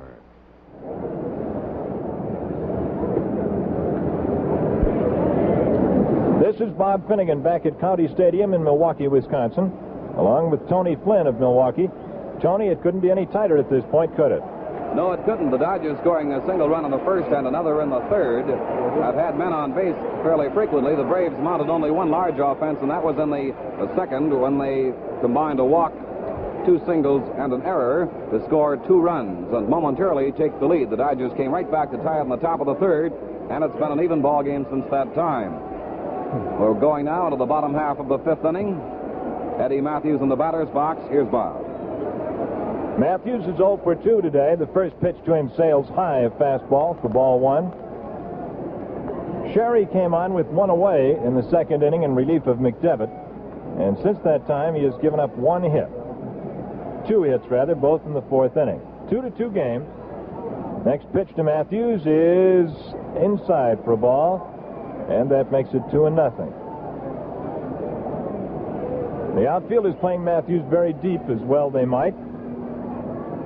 And they are shaded toward right, not too much, however. Mathews leading off the 5th. Swings and misses at a changeup curveball, and that takes the count to 2-1. 2 balls and 1 strike. Here in the 5th inning, it'll be Mathews, Aaron, and Adcock in that order against Sherry.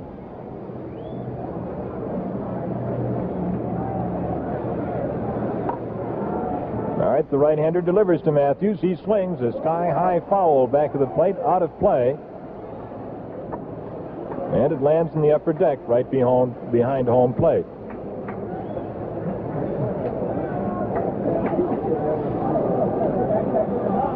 Eddie Mathews, the first batter for Milwaukee in the last half of the 5th inning.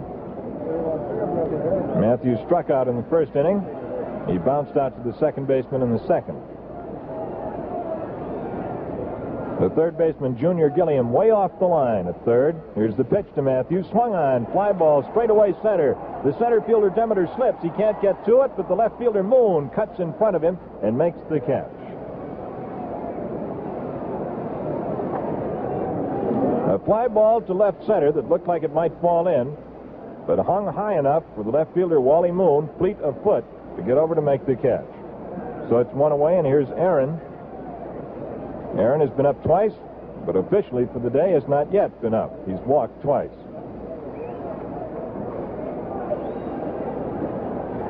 Sherry's first pitch is a ground ball hit toward the second baseman, Neal. He's got it, throw to first, and there are 2 away.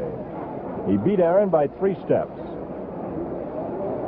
Neal was playing over towards second base for the right-hand batter, and he was right in position for that ground ball back through the box. That brings up Adcock. 0 for 2. He struck out and hit to a double play. 2-2 game in the last half of the 5th inning. Here's the pitch to Joe, and it's low on the outside for a ball. Los Angeles has out-hit Milwaukee 7-4, but it's all tied up in the all-important run column. Adcock takes on the outside again, and that makes it 2-0.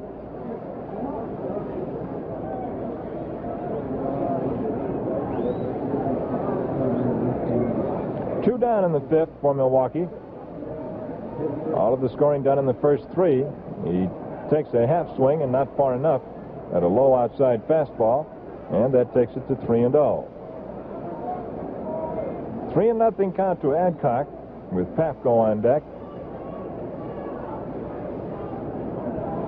The National League champion Milwaukee Braves trying to repeat beginning today this best 2 out of 3 series. Strike called. High and outside, and Adcock steps out of the box, comes back to Conlon, says something, then just stands next to him and knocks the dirt out of his spikes. 3-1.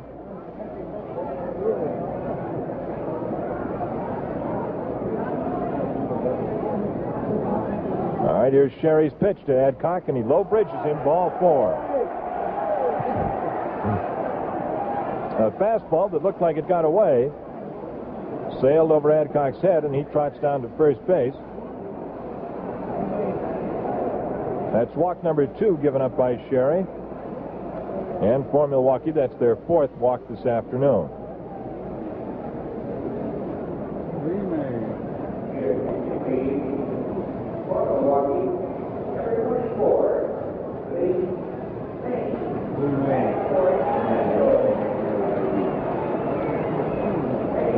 Andy Pafko is being lifted here in the 5th inning for Lee May, M-A-Y-E, a left-hand batter.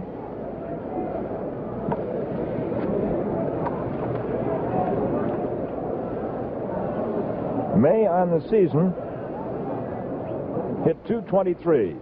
All right, the left-hand swinger stands waiting for the pitch from Sherry. Adcock on with 2 away, a strike called. May appeared in 49 games. He was at the plate 136 times and came up with 42 hits. In the extra base department, he had 4 home runs. Sherry looks out toward the scoreboard. Now he peers down for his sign. Conlon once again waves him ahead. Steps off and looks at first base. Now he's back on. Adcock goes back to the bag. Now he moves away. All this time, May, the pinch hitter, stands ready. Here it is. Fastball high and tight for a ball. Makes it 1-1. Eddie Mathews flied to center to open this 5th inning. Aaron bounced out to the second baseman. Adcock drew a walk, and Pafko is lifted for Lee May, a pinch hitter. The National League playoff game, the first in the best 2 out of 3 series. This one from Milwaukee, tomorrow from L.A. Here's the pitch to May. Swung on, line shot to short left field. It falls in. It's a hit.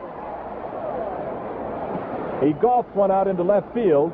The ball fell about 10 feet in front of Moon, who caught it on the first hop. On the play, Adcock moved to second. That's hit number 5 for Milwaukee against 7 for the Dodgers. And so Milwaukee has a scoring opportunity. In the first 4 innings, Milwaukee left 5 men stranded. Los Angeles, in the first 5 innings, has left a total of 7 men on. All right, here's Logan. Walked and struck out in 2 previous trips. And the crowd begins to get behind the hitter. Fastball just outside. Ball. 1-0 count to Logan. Logan on the year hit .289. He knocked in 50 runs with 17 doubles and 13 home runs. Runner at first with a big lead. Here it is to Logan. He reaches out for an outside fastball and fouls it into the screen. The count is 1-1.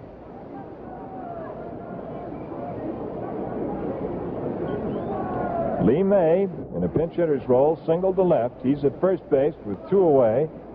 In the last half of the 5th inning, Los Angeles and Milwaukee 2-2. L.A. scored in the first inning. Milwaukee went ahead with a pair in the second. Los Angeles tied it in the third.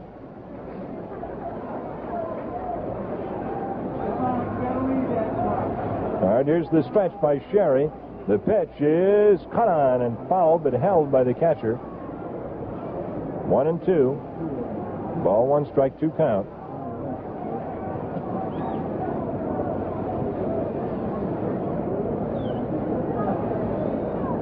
Right-hander Larry Sherry with the mound duties at this time for Los Angeles.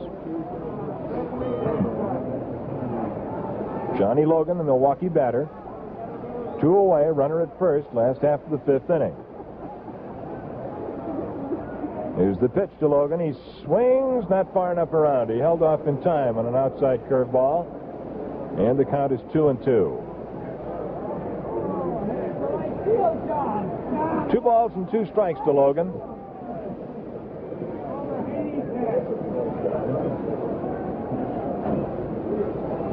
The first baseman, Gil Hodges, not playing the base runner. He's off in a defensive fielding position. And May takes a good lead. There's a ground ball down to the second baseman, Neal. He's got it. The throw to first to retire the side. Logan is out by 3 or 4 steps. Second baseman to first to end the inning. And so once again, Milwaukee has left 2 runners aboard. No runs, 1 hit. No errors, 2 left. The score at the end of 5 full innings of play is Los Angeles 2, Milwaukee 2. Lee May, who singled for Pafko in the last half of the 5th inning, has gone in to play left field in place of Pafko. And the outfield for Milwaukee now is May in left, Bruton center, Aaron right. The infield, Mathews, Logan, Avila, and Adcock from third to first. Carlton Willey, the starter, and the pitcher now for Milwaukee, Del Crandall, the catcher. And the first hitter in the 6th inning for Los Angeles is the catcher, John Roseboro. Left-hand swinger, and the first pitch to him is a little bit low for ball 1.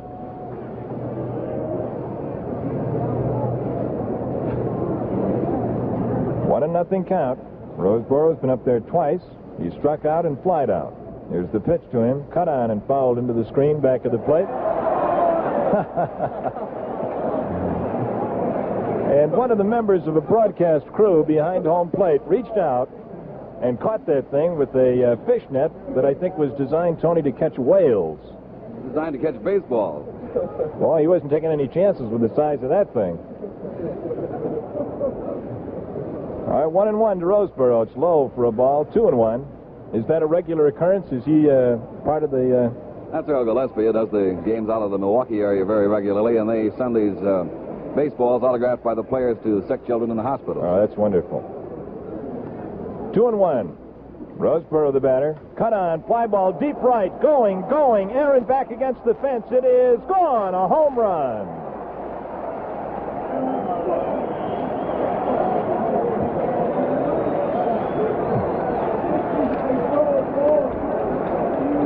Here's Roseboro trotting across the plate, putting Los Angeles ahead by a score of 3-2. A terrific belt that must have traveled 375 feet from home plate. It landed halfway up the temporary bleachers deep of the right field fence. He really ticketed that one. That's hit number 8, and Los Angeles now leads in the top of the 6th inning, 3-2 against Milwaukee. The hitter is Maury Wills, the shortstop. The first pitch strike called from Willey. For Roseboro, that's his 10th home run of the year. He hit 9 in the regular season and really pickled that one for his 10th. Wills is 0 for 2. Here's the next pitch to him. A pop foul off the bat handle, wide of third, but into the seats. No play on it.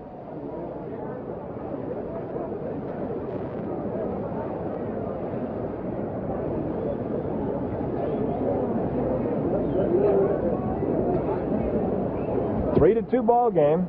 Roseboro, the Los Angeles catcher, opens the 6th inning with a home run over the right field fence. Nobody out, and Wills, the batter. Carlton Willey rocks into the motion. Here it is to the left-hand swinger. Fouled off again. A line foul into the seats between home and third base.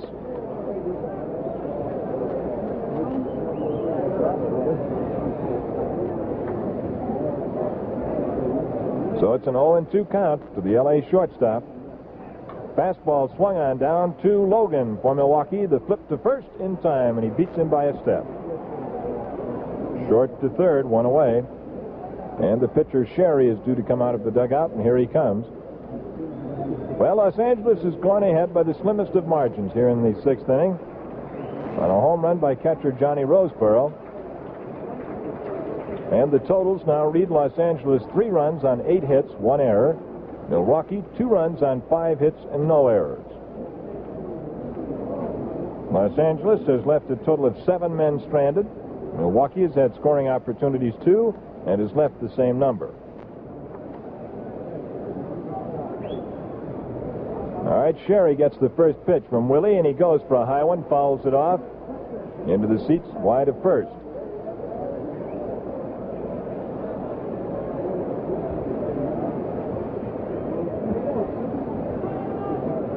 Outfield is shallowed up, fairly deep in left with May, though. Sherry is a big fellow. He's 6'2" and 192. There's a fly ball towering high to straightaway center. Bruton under it, and he's got it for out number 2. That makes it 2 away in the 6th and brings up Gilliam for his 4th trip.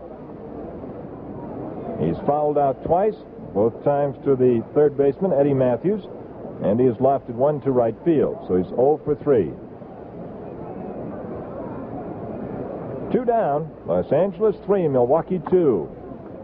We're in the top half of the 6th inning, playing under the lights in a game delayed at the beginning by rain. Fastball called strike on the outside corner. This game slated to start at 1:30 got underway at 2:15 Milwaukee time.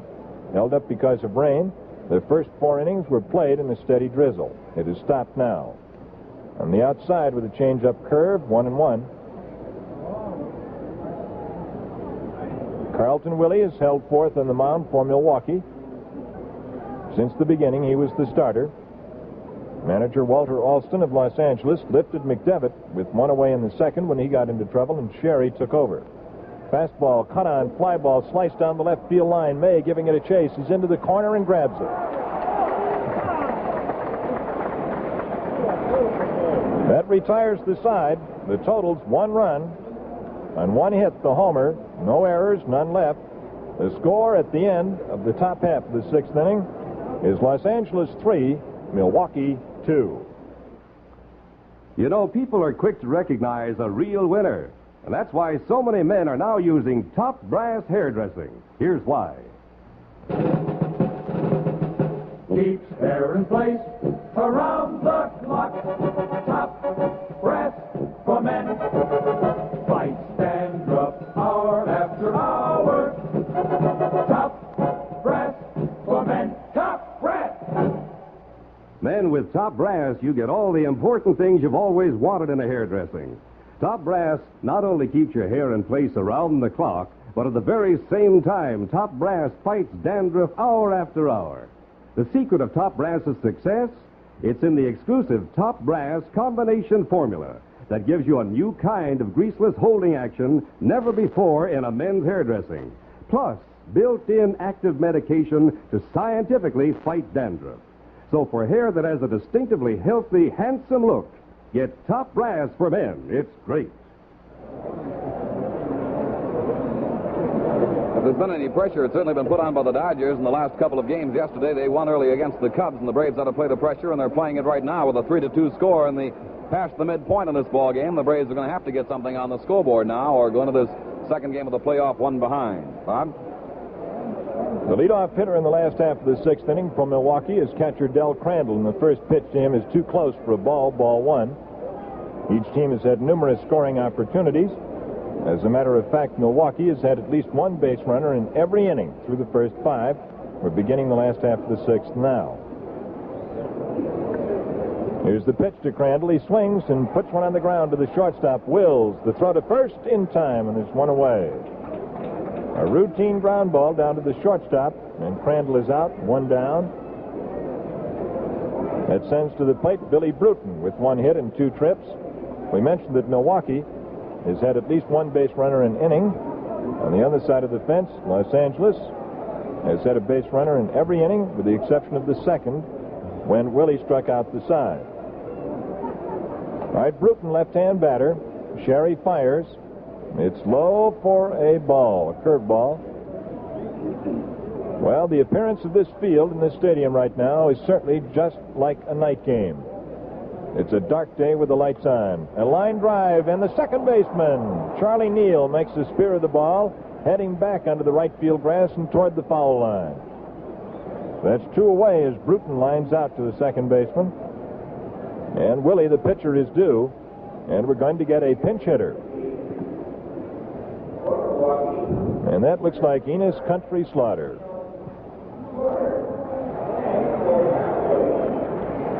Here's Slaughter.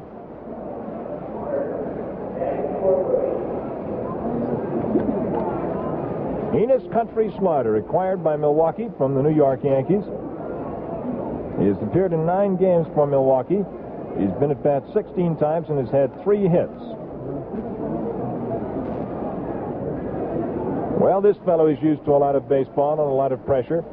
Batting with 2 away in the first one to Slaughter is too close. He backs away from ball 1. 2 down in the 6th. Slaughter batting for Willey will get a new pitcher. Here's the next pitch to Slaughter, a strike, a fastball. And Sherry looks like he has picked up speed, if anything, here in the 6th inning. L.A. 3 runs on 8 hits. Milwaukee 2 runs on 5. The difference between the 2 clubs, a home run in the top of this inning by L.A. catcher John Roseboro. There it is to Slaughter. He pulls his feet back from a low inside fastball, and it's 2-1.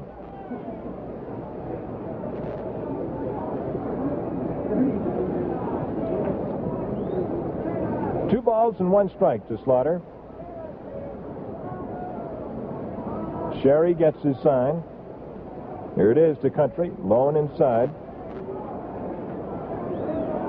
And Sherry, in this inning at least, seems to have established a quicker and more constant pitching motion. Up until this time, he has taken a great deal of time between pitches and almost seemed to have trouble catching his sign, but now he seems to have hit a groove. Ground ball to Hodges. He's got it behind the bag, and he beats Slaughter by 5 feet. So it's the first baseman unassisted, and the totals in the 6th inning, no runs, no hits, no errors, nobody left. And at the end of 6, the score is the Los Angeles Dodgers 3, the Milwaukee Braves 2. This country is certainly a sports-loving land. Tennis, swimming, football, we love them all. But for millions of fans, there's nothing like baseball. And fans, there's nothing like the new Schick 3-speed electric razor. You set the speed, set the head. Get the shave that fits your face. It's the one and only electric razor that lets you shift the speed and adjust the shaving head to shave as fast, as close as you like. You'll want to try this new Schick 3-speed yourself. Well, you can get a free demonstration at any one of the thousands of Schick dealers across the country, or at any Schick electric shaver shop. You'll find the shaver shop addresses in the yellow pages. And by the way, if you already have a Schick electric razor, bring it in when you're in for your Schick 3-speed demonstration, and take advantage of the Schick Playoff Special. They'll clean and adjust your Schick free of charge. This offer is good for the next 2 weeks only. We're back at County Stadium in Milwaukee, Wisconsin. And we have a new pitcher coming on from Milwaukee, and let's hear a couple of words from Tony Flynn. Taking over, one of the steady relievers for the Milwaukee Braves who worked very hard in the last couple of weeks of this season, Don McMahon. Right-hander, taking his warm-up throws, a husky boy and a good-sized pitcher out there. Goes a little over 6 feet tall, weighs pretty close to 200 pounds. In 6 innings of pitching, Carlton Willey allowed 8 hits, walked 2, struck out 3. Don McMahon replaces him here as we open the 7th inning of the ball game, with the Dodgers leading the Milwaukee Braves by a score of 3-2. Bob?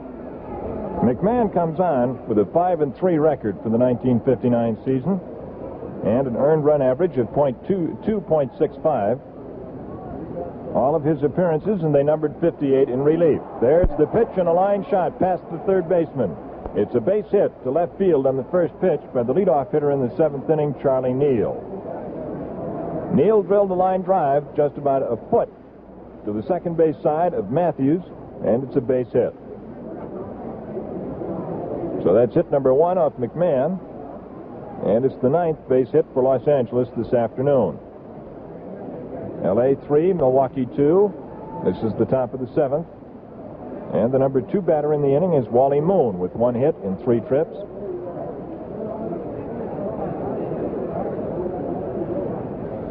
Neal at first base with the leadoff single here in the 7th.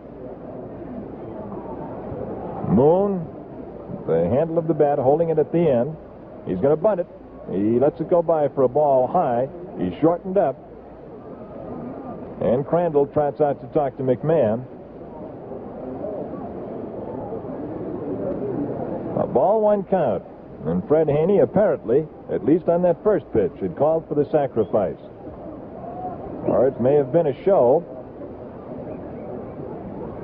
We'll see now. McMahon, the big right-hander, looks at first base at Neal. Throw to first, Neal back. Moon waiting for the next pitch. Here's the stretch. The pitch is bunted, but foul. It's still fair rolls foul. It rolled foul about 10 feet down the first baseline, with Crandall and Adcock both looking down at it. So the count goes to 1-1. And once again, the bunt was on.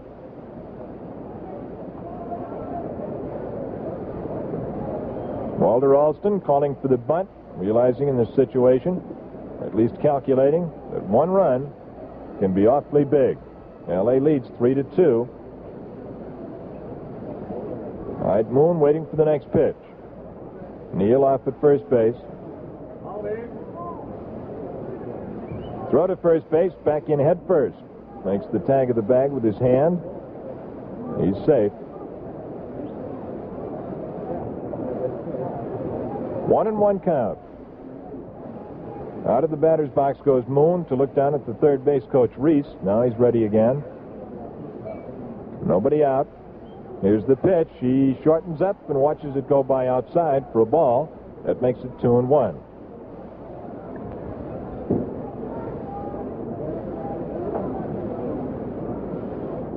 2-1 count. Wally Moon, the hitter. The L.A. left fielder. Brought a .300 average into the game, the highest of today's starters. Here's the pitch. He bunts in the air. The pitcher, McMahon, drops the ball. Throw to first base. The runner does not advance. And I believe the umpire at first base is calling the infield fly rule. The runner at first held, Neal. The popped-up bunt was dropped by McMahon. But the signal from the first base umpire was that the infield fly rule applied. The batter is out. And the runner holds at first. So it's 1 away. Neal still there at first base, and Larker, who's had 2 hits and 3 trips, the left-hand batter, steps up. This is Bob Finnegan along with Tony Flynn at Milwaukee for the first of the 1959 National League pennant playoff games. Tomorrow from Los Angeles, providing we can get through this weather, and it looks pretty heavy today. Here's the pitch, swung on, fly ball into left field, falls in. It's a base hit. Neal holds up at second as the throw comes in from May to third base. And that puts L.A. runners at first and at second. And Los Angeles now has 10 hits. A pinch runner is coming on for Larker.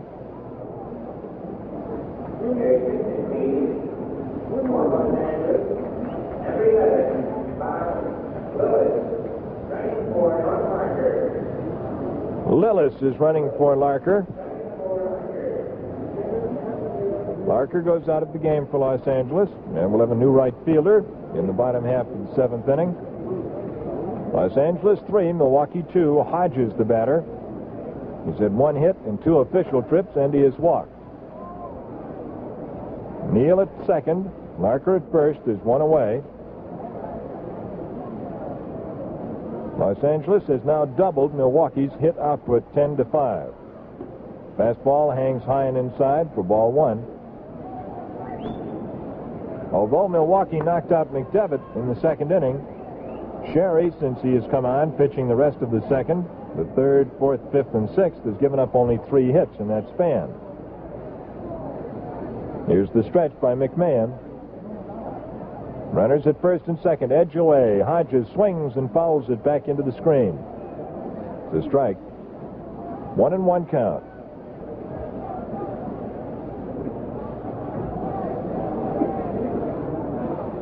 Here's the stretch.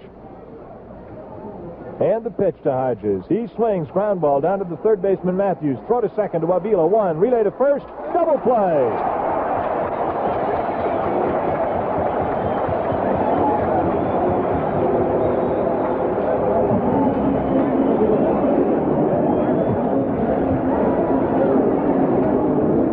Hits to a double play, third to second to first to retire the side. And in the 7th for Los Angeles, no runs on 2 hits, no errors, 1 left. At the middle of the 7th inning, the score is L.A. 3, Milwaukee 2. Say, if you're a guy who's interested in the best there is, listen to this. Keeps hair in place around the clock. Top brass for men.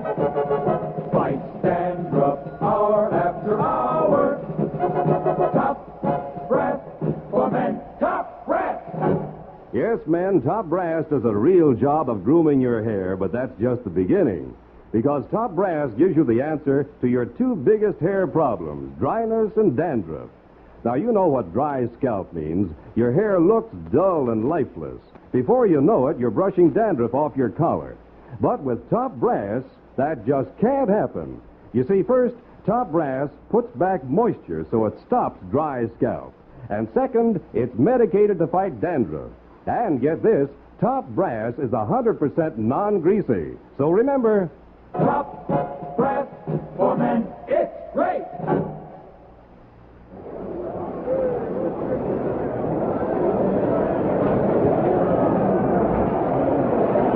The first hitter in the last half of the 7th inning after that 7th inning stretch by this big crowd here is going to be the leadoff man, Bobby Avila.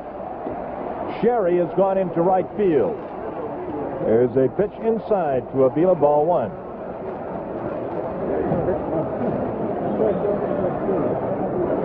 WOKO in Albany, New York. All right, here's Sherry's pitch to Avila. Swung on. That handle pop-up back of shortstop. Will's back there, and he's got it for out number 1.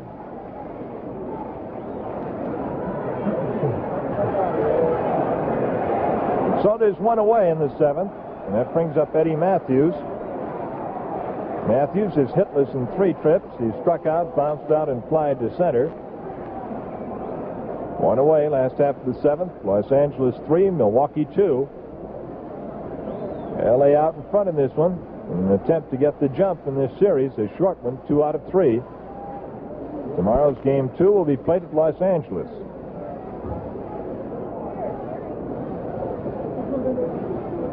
All right, Mathews the batter. Here's the pitch to Eddie. It's low for a ball. Ball 1.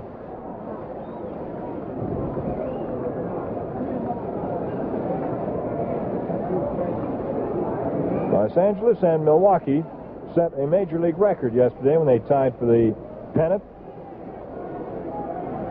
They won the fewest number of games in Major League history for a pennant winner. They won 86 games. The previous low was Detroit's 88 in 1945. Jack O'Conlon asks for the baseball and fires a new one out to Sherry. He throws that one out of the game. A 2-0 count, with one away in the last half of the 7th on Mathews, the Milwaukee third baseman.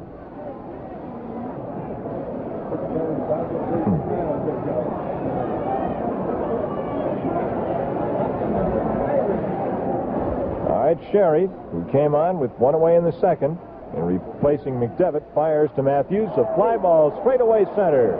It's going to be caught in left center by Moon or Demeter. Moon takes it for out number 2.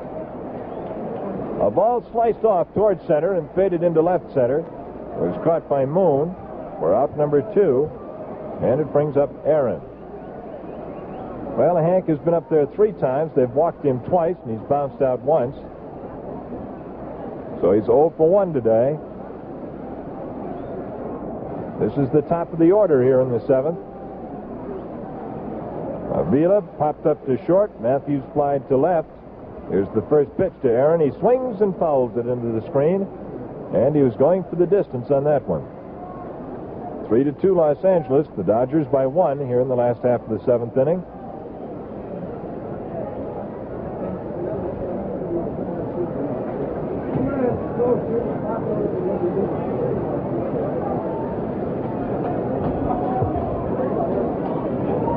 Well, it's a squeaker, as you can tell. Here's the pitch to Aaron, and he takes the ball on the outside and low. That evens the count with a ball and a strike.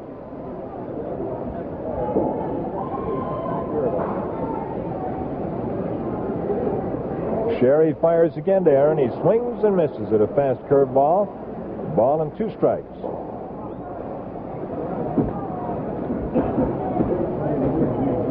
The last inning, the 6th inning, was the only inning in which Milwaukee has come up and gone down in order. They have left a total of 7 men stranded thus far this afternoon. And Sherry has done his best pitching since the 5th inning. He's gotten stronger, apparently. Swung on and missed for strike 3, and Aaron is a strikeout victim. He went for a high, hard fastball and went down on strikes. So in the 7th for Milwaukee, no runs, no hits, no errors, nobody left on. At the end of 7 full innings of play, the score is the Los Angeles Dodgers 3, the Milwaukee Braves 2. In baseball, it's 1, 2, 3, and you're out. When it comes to shaving, it's 1, 2, 3, and you're in. Yes, just listen. 1, 2, 3. That's the sound of the new Schick 3-speed electric razor. And it means you're in. In for the most remarkable shave of your life. 3 speeds, because no 1-speed razor is right for every beard. Fans, this new Schick actually lets you shift the speed and adjust the custom comb head to shave as close, clean, and fast as you like. Now, my beard is tough as all get out. If you're in that league, you shift to high for stepped-up speed. If you have tender skin, Schick's low speed serves up an extra gentle shaving action. Or you can even shift the speed while shaving for those problem areas like your chin or upper lip. Well, that's the story, fans. Try this new Schick 3-speed yourself. Most dealers will gladly arrange a free demonstration. Set the speed, set the head. Get the shave that fits your face. The first batter for Los Angeles in the 8th inning is Don Demeter, the center fielder. McMahon's first pitch, a curveball, gets the inside corner for a strike, strike one. Well, L.A. is 3, Milwaukee 2. The Braves have 2 more opportunities, trailing by 1. And when they're this close, hold on. L.A. has 3 runs on 10 hits, Milwaukee 2 on 5. Here's McMahon's pitch to Demeter. He goes fishing and misses on the outside. He looked back at Conlon as if to say that bat didn't go far enough around, but Jocko ruled otherwise. Don Demeter, a hit and 3 trips. He fouls one into the dirt, a change-up curveball on the outside, and it's a 1-2 count.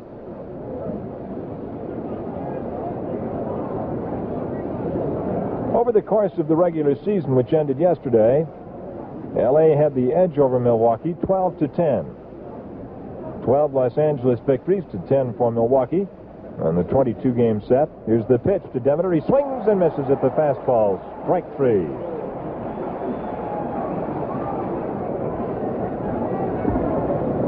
That's the first strikeout recorded by McMahon in relief. He's pitched now an inning and 1/3. He has given up 2 hits. He was helped out in the 7th inning by an inning-ending double play. That brings up Roseboro, whose terrific pass to right field has separated these 2 teams. He swings at the fastball off the handle, strike 1. Roseboro led off the 6th inning with a home run into the seats in right field. He has 1 hit and 3 trips. Here's the next pitch, high and close for a ball, 1-1. Roseboro struck out in the 2nd. He flied to right in the 3rd, and then belted the homer in the 6th. 1 away here in the 8th. McMahon fires down to Roseboro, takes something off. A curveball, and it's outside for a ball. 2-1.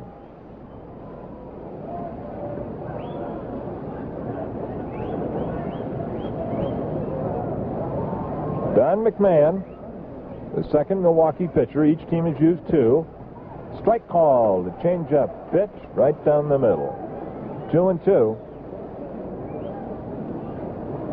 Well, there was some doubt today about 1:30 as to whether or not we'd be able to play this one.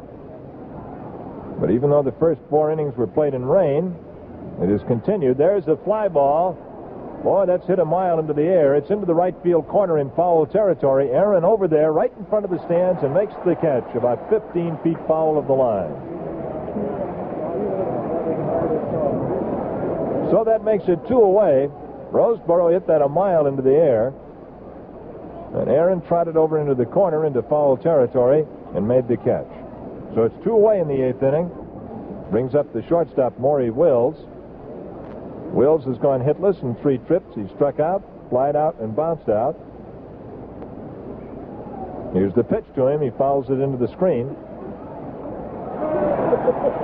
And out comes the big fishnet and makes a grab at that one.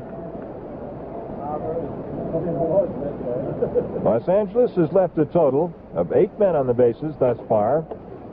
Milwaukee has left 7. 0-1 count to shortstop Wills.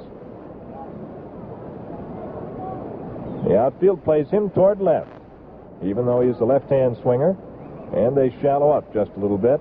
Here it is. He swings and misses at a good fastball. McMahon really fired that one through. It's 0-2.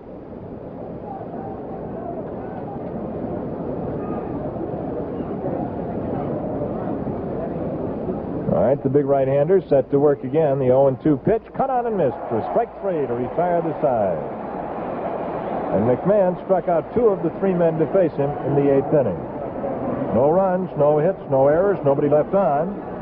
And the score at the middle of the 8th inning is Los Angeles 3, Milwaukee 2. You know, fans, in sports, there's an all-time champion in every field. And in men's hairdressing, the great all-time champion is top brass. Here's why. Keeps hair in place around the clock. Top brass for men. Fights dandruff hour after hour. Top brass for men. Top brass. Fellas, when you see hair that has a distinctively healthy, handsome look, you can just about bet there's a Top Brass user. What's the secret? Well, it's in the exclusive Top Brass combination formula that gives you a new kind of greaseless holding action never before in a men's hairdressing. Plus, built-in active medication to scientifically fight dandruff. That's the reason why men everywhere are switching to Top Brass. Top Brass for men. It's great. And don't forget those two new Top Brass grooming essentials, Top Brass Aftershave Lotion and Roll-On Deodorant. In the last half of the 8th inning at Milwaukee's County Stadium, the leadoff hitter is Joe Adcock, and the first pitch he fouls into the screen back of home plate. Larry Sherry came on for Los Angeles with one away in the second inning in relief of McDevitt. He's been on the scene since, and he has shut the Braves out since that time. Adcock, the batter. The next pitch is cut on and missed. A low fastball that he went for. 0-2. Adcock is struck out, hit to a double play, and walked in 3 trips. Milwaukee has been limited to 5 hits. They have picked up 2 off McDevitt and 3 off Sherry.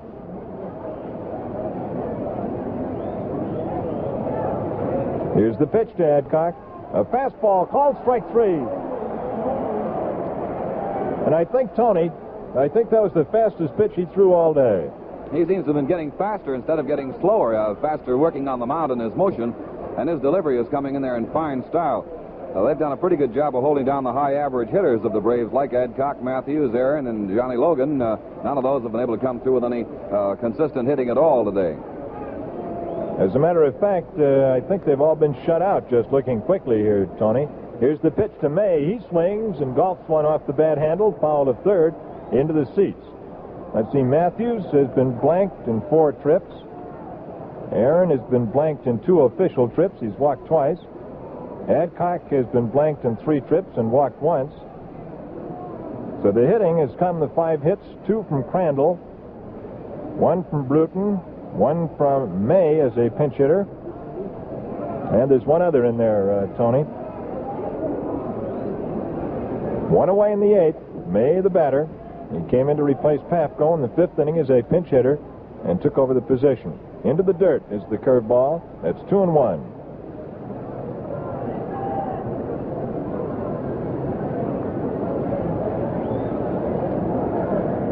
And the 5th hit was by Carlton Willey. Boy, is it dark around this ballpark, considering the fact that it's only 4:40 in the afternoon. Here's the pitch. Cut on and into the dirt behind home plate.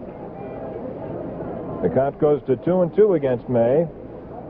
So the hits for Milwaukee, 1 by Willey, 1 by Bruton, 2 by Crandall, and 1 by May, and all singles. L.A. has had 10 hits, and the only one for extra bases in that bunch was Roseboro's home run for the 3rd L.A. run.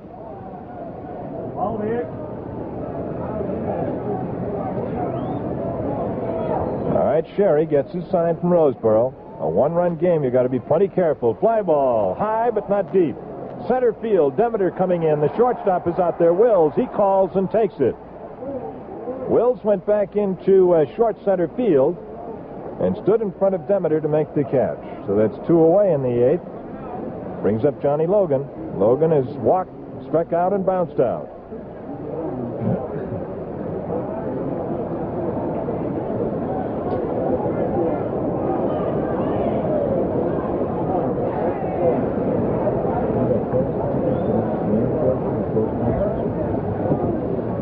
All right, Sherry into the motion. Here's the pitch to Logan. Ground ball to the left. The shortstop Wills. He can't play it. It goes into center field.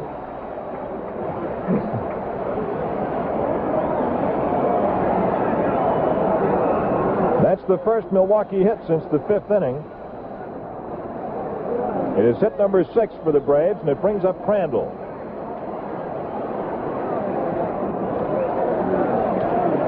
And now a conference is being held at home at the pitcher's hill between the catcher, Roseboro, and the pitcher, Sherry. And L.A. has now, and it's very difficult to see out to the center field bullpen because of the haze, L.A. has 2 pitchers going, and Milwaukee is warming up 1-2. Pitch is working over for the Dodgers right now. Johnny Popper is the left-hander, and Churn, the right-hander, are both loosening up in the bullpen. And the Braves have been working Bob Rush pretty steadily out there. I believe they have a short man going now, though. We'll check. All right, Crandall waiting for the pitch. Here it is from Sherry. Swings fly ball deep to the left field corner. Is it fair or foul? It's curving and it goes foul, but long enough for a home run had it stayed fair.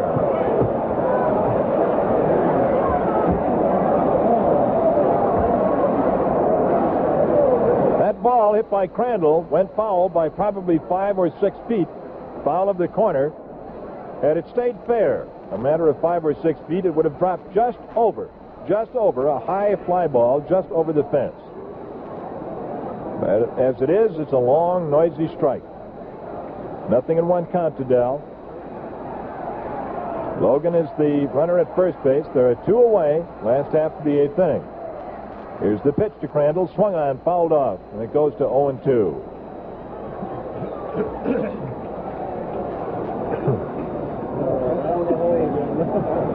Crandall, and nothing in 2 count.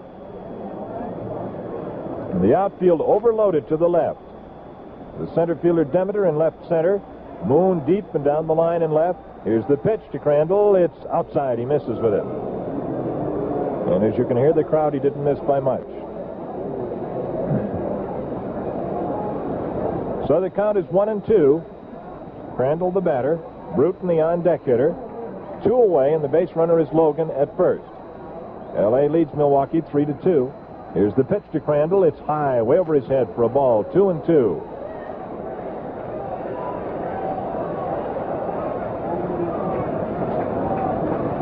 Two balls and 2 strikes, and Crandall steps out to get some dirt on his hands. We'd like to repeat for you late tuners in that this game has been played in its entirety under the lights on a gray, rainy day. The pitch to Crandall. Pop up, first base. Roseboro calling Hodges. Roseboro out in front of the plate, between the plate and the pitcher's mound, and he takes it for out number 3. A pop-up in front of the hill ends the 8th inning for Milwaukee. The totals: no runs, 1 hit, no errors, 1 left. And at the end of 8 full innings of play, it's Los Angeles 3, Milwaukee 2. You know, this country is certainly a sports-loving land. Tennis, swimming, football, we love them all. But for millions of fans, there's nothing like baseball. And fans, there's nothing like the new Schick 3-speed electric razor. You set the speed, set the head. Get the shave that fits your face. It's the one and only electric razor that lets you shift the speed and adjust the shaving head to shave as fast, as close as you like. You'll want to try this new Schick 3-speed yourself. Well, you can get a free demonstration at any one of the thousands of Schick dealers across the country, or at any Schick electric shaver shop. You'll find the shaver shop addresses in the yellow pages. And by the way, if you already have a Schick electric razor, bring it in when you're in for your Schick 3-speed demonstration, and take advantage of the Schick Playoff Special. They'll clean and adjust your Schick free of charge. This offer is good for the next 2 weeks only.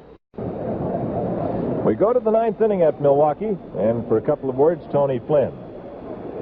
Well, the words have to be about Larry Sherry and the fine relief job he's done for the Dodgers since coming on in this ball game. He has had the Milwaukee Braves pretty much eating out of his hand, with very minor exceptions. The Braves got a little something going in the last half of the 8th inning, but that all happened after 2 were out, and he was in control to get Crandall to pop out and end the inning. Since taking over after an inning and a third pitched by the starting pitcher McDevitt, Larry Sherry has definitely had the Braves going his way. He's ready as a hitter right now, Bob. Sherry is the batter. The pitcher is Don McMahon, number 2 pitcher today. He came on for Willey at the end of 6. Sherry has scattered 4 hits since he came on in the 2nd inning. 4 hits and 1 walk. He's shut the Braves out. He hits a ground ball to Mathews to his left. Eddie's got it. The throw to first. One away.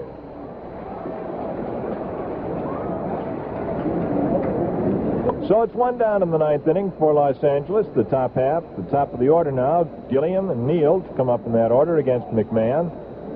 And we're all looking ahead to the last half of the inning. Bruton is due to lead off for Milwaukee in the last half of the ninth inning. The pitcher would be due next, McMahon, and the leadoff hitter, Avila, in that order. Tomorrow afternoon we'll be on the air from Los Angeles with the second game in this series. The best 2 out of 3 game series to determine the National League champion, who will meet the Chicago White Sox later this week, Thursday or Friday, in Chicago. Ball on the outside and low, ball 1.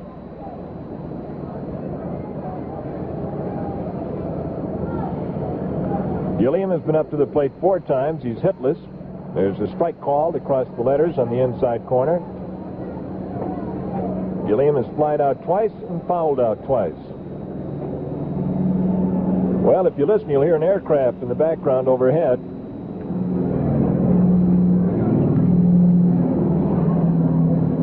Thank you, Mr. Engineer. You really brought that one in. It sounds like it's going through the booth. But it looks like we'll have a chance to fly tonight, if we can judge that one. Here's the pitch to Neal. It's low on the inside.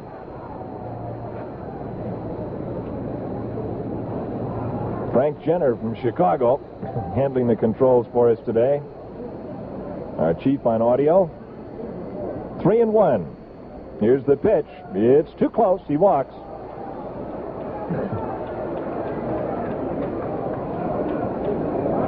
Gilliam gets a walk that puts him at first base with 1 away and brings up Charlie Neal. Neal has had good success today. He's had 3 hits in 4 trips. All singles. Of the total of 16 base hits today, there's been only 1 extra base hit, and a really big one. Throw to first, he's back. That was the 6th inning leadoff home run by L.A. catcher Johnny Roseboro, which puts the Los Angeles Dodgers where they are now, 3-2 on top. Here it is to Neal. He stays off of a curveball low, ball 1.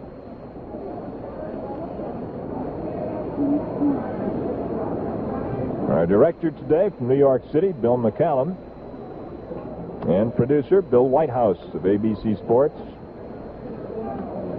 And those fellas had to go some to get this set on short notice. Here's the pitch. Ground ball, 1 skip to Mathews. Throw to Avila at second, 1. Relay to first, a double play.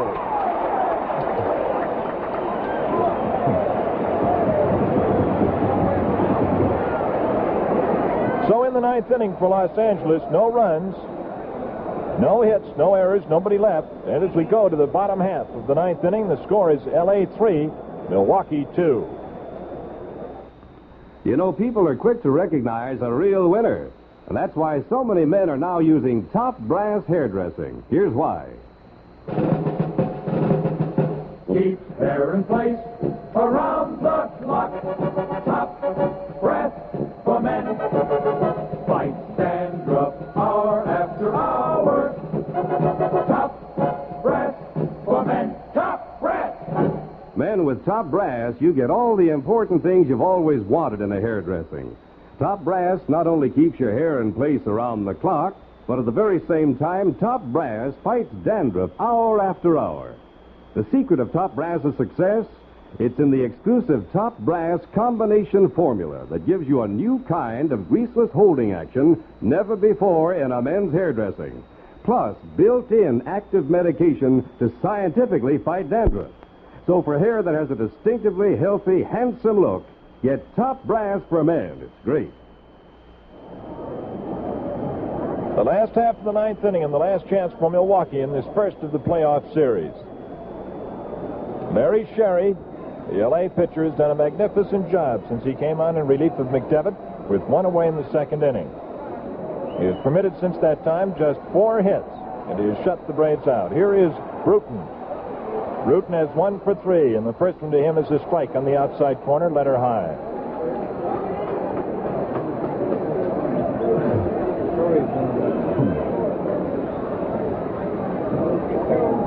All right, into the motion goes Sherry. The pitch to Bruton is cut on, a good fastball, and boy, this right-hander has picked up steam as he's gone along.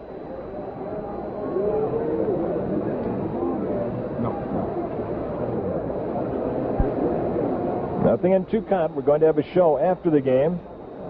Tony will have a complete wrap-up on this afternoon's activity. Here's the pitch. He swings, fly ball deep to center. Really tagged.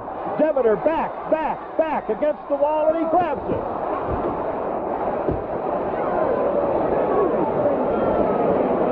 Wow! Bruton really hit one to center field. To right or left, it would have been gone, but to center field, Demeter, who turned his back on the infield, got back to the fence and pulled it down. His back was right up against that wire fence, 400 feet from home plate when he made the catch. Now we've got a pinch hitter for the pitcher, McMahon, Frank Torrey. Torrey is batting here in the 9th inning. And Sherry into the motion against Torrey. He catches him with a strike above the knees. Hit .228 on the regular season. Appeared in 112 games, had 1 home run. All right, Torrey, left-hand batter. Sherry into the motion. The fastball is high. Boy, I'll tell you, that fly ball by Bruton really gave this crowd a stir.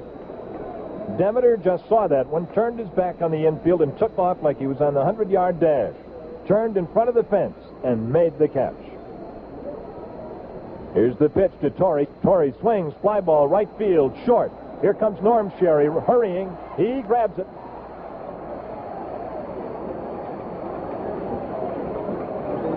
Well, Avila is due, and he's coming out. The last hope for the Braves here in the 9th inning.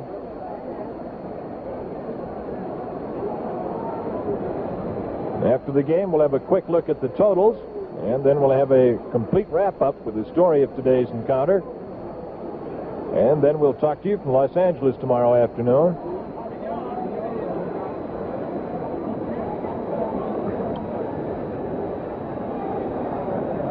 Bobby Avila, who's been up to the plate 4 times and has failed to hit.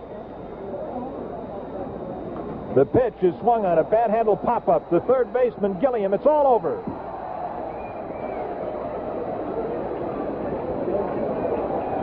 And everybody comes out of the L.A. dugout to shake the hand of Larry Sherry, who turned in a brilliant relief job, coming on with 1 out in the 2nd inning and shutting out Milwaukee the rest of the way. The final score is the L.A. Dodgers 3, the Milwaukee Braves 2, and we'll be back in 60 seconds with a wrap-up on today's game. This is WOKO, Albany, New York.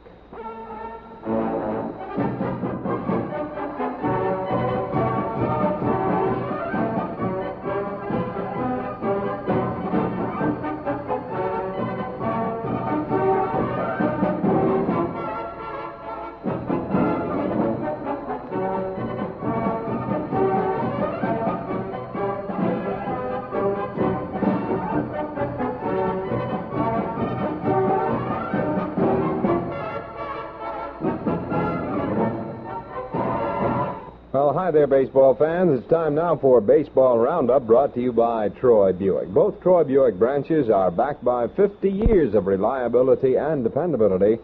For that safe used car at Troy Buick's used car branch at 107th Street, corner of 2nd Avenue, Troy. The Los Angeles Dodgers come 1 game closer to righting themselves after losing 2 previous playoff series, first to St. Louis and then to the Giants. And they have at least the first game under their belt, which, according to the odds makers, they were supposed to have lost. The Braves were 6-5 favorites to take the opening game of this playoff. Well, here's the way it went in today's first playoff game. In the first inning, the Dodgers jumped off to a 1-run lead when Neil singled, went to second on Moon's infield out. Norm Larker then singled, scoring Neil. Hodges walked before Don Demeter flied out to Bruton to retire the side. That was all the action until the Brave half of the 2nd inning. The Braves scored twice after Logan walked, went to second on Crandall's single, and then Bruton singled. Willey got by on an error on Wills, which then loaded the bases. Avila forced Willey at second, but Del Crandall scored, and the Braves went ahead 2-1. Mathews grounded out Neil to Hodges to end the threat. They cruised along that way with both pitchers, Larry Sherry, who had come in to relieve Danny McDevitt, and Carlton Willey hooked up in a real thriller. It was a thriller all the way, by the way. In the 6th inning, Lee May went into right field, having pinch hit previously. In the bottom half of the 5th inning, Roseboro hit a home run into the right field bleachers, And that put the Dodgers out in front by a 3-2 margin. The rest of the inning, Logan threw out Wills, Cherry fly to Bruton, Gilliam flat out to May. That was the story of the 6th inning, but that one swing and that one home run was the story of the ball game. Johnny Roseboro blasting the bases empty homer, his 10th of the season. Billy Bruton came close in the bottom half of the 9th inning, sending Don Demeter all the way to the scoreboard in center field to haul down his drive, but that was it. The final score, L.A. 3 and Milwaukee 2. And that's it. That's Baseball Roundup, presented by Troy Buick.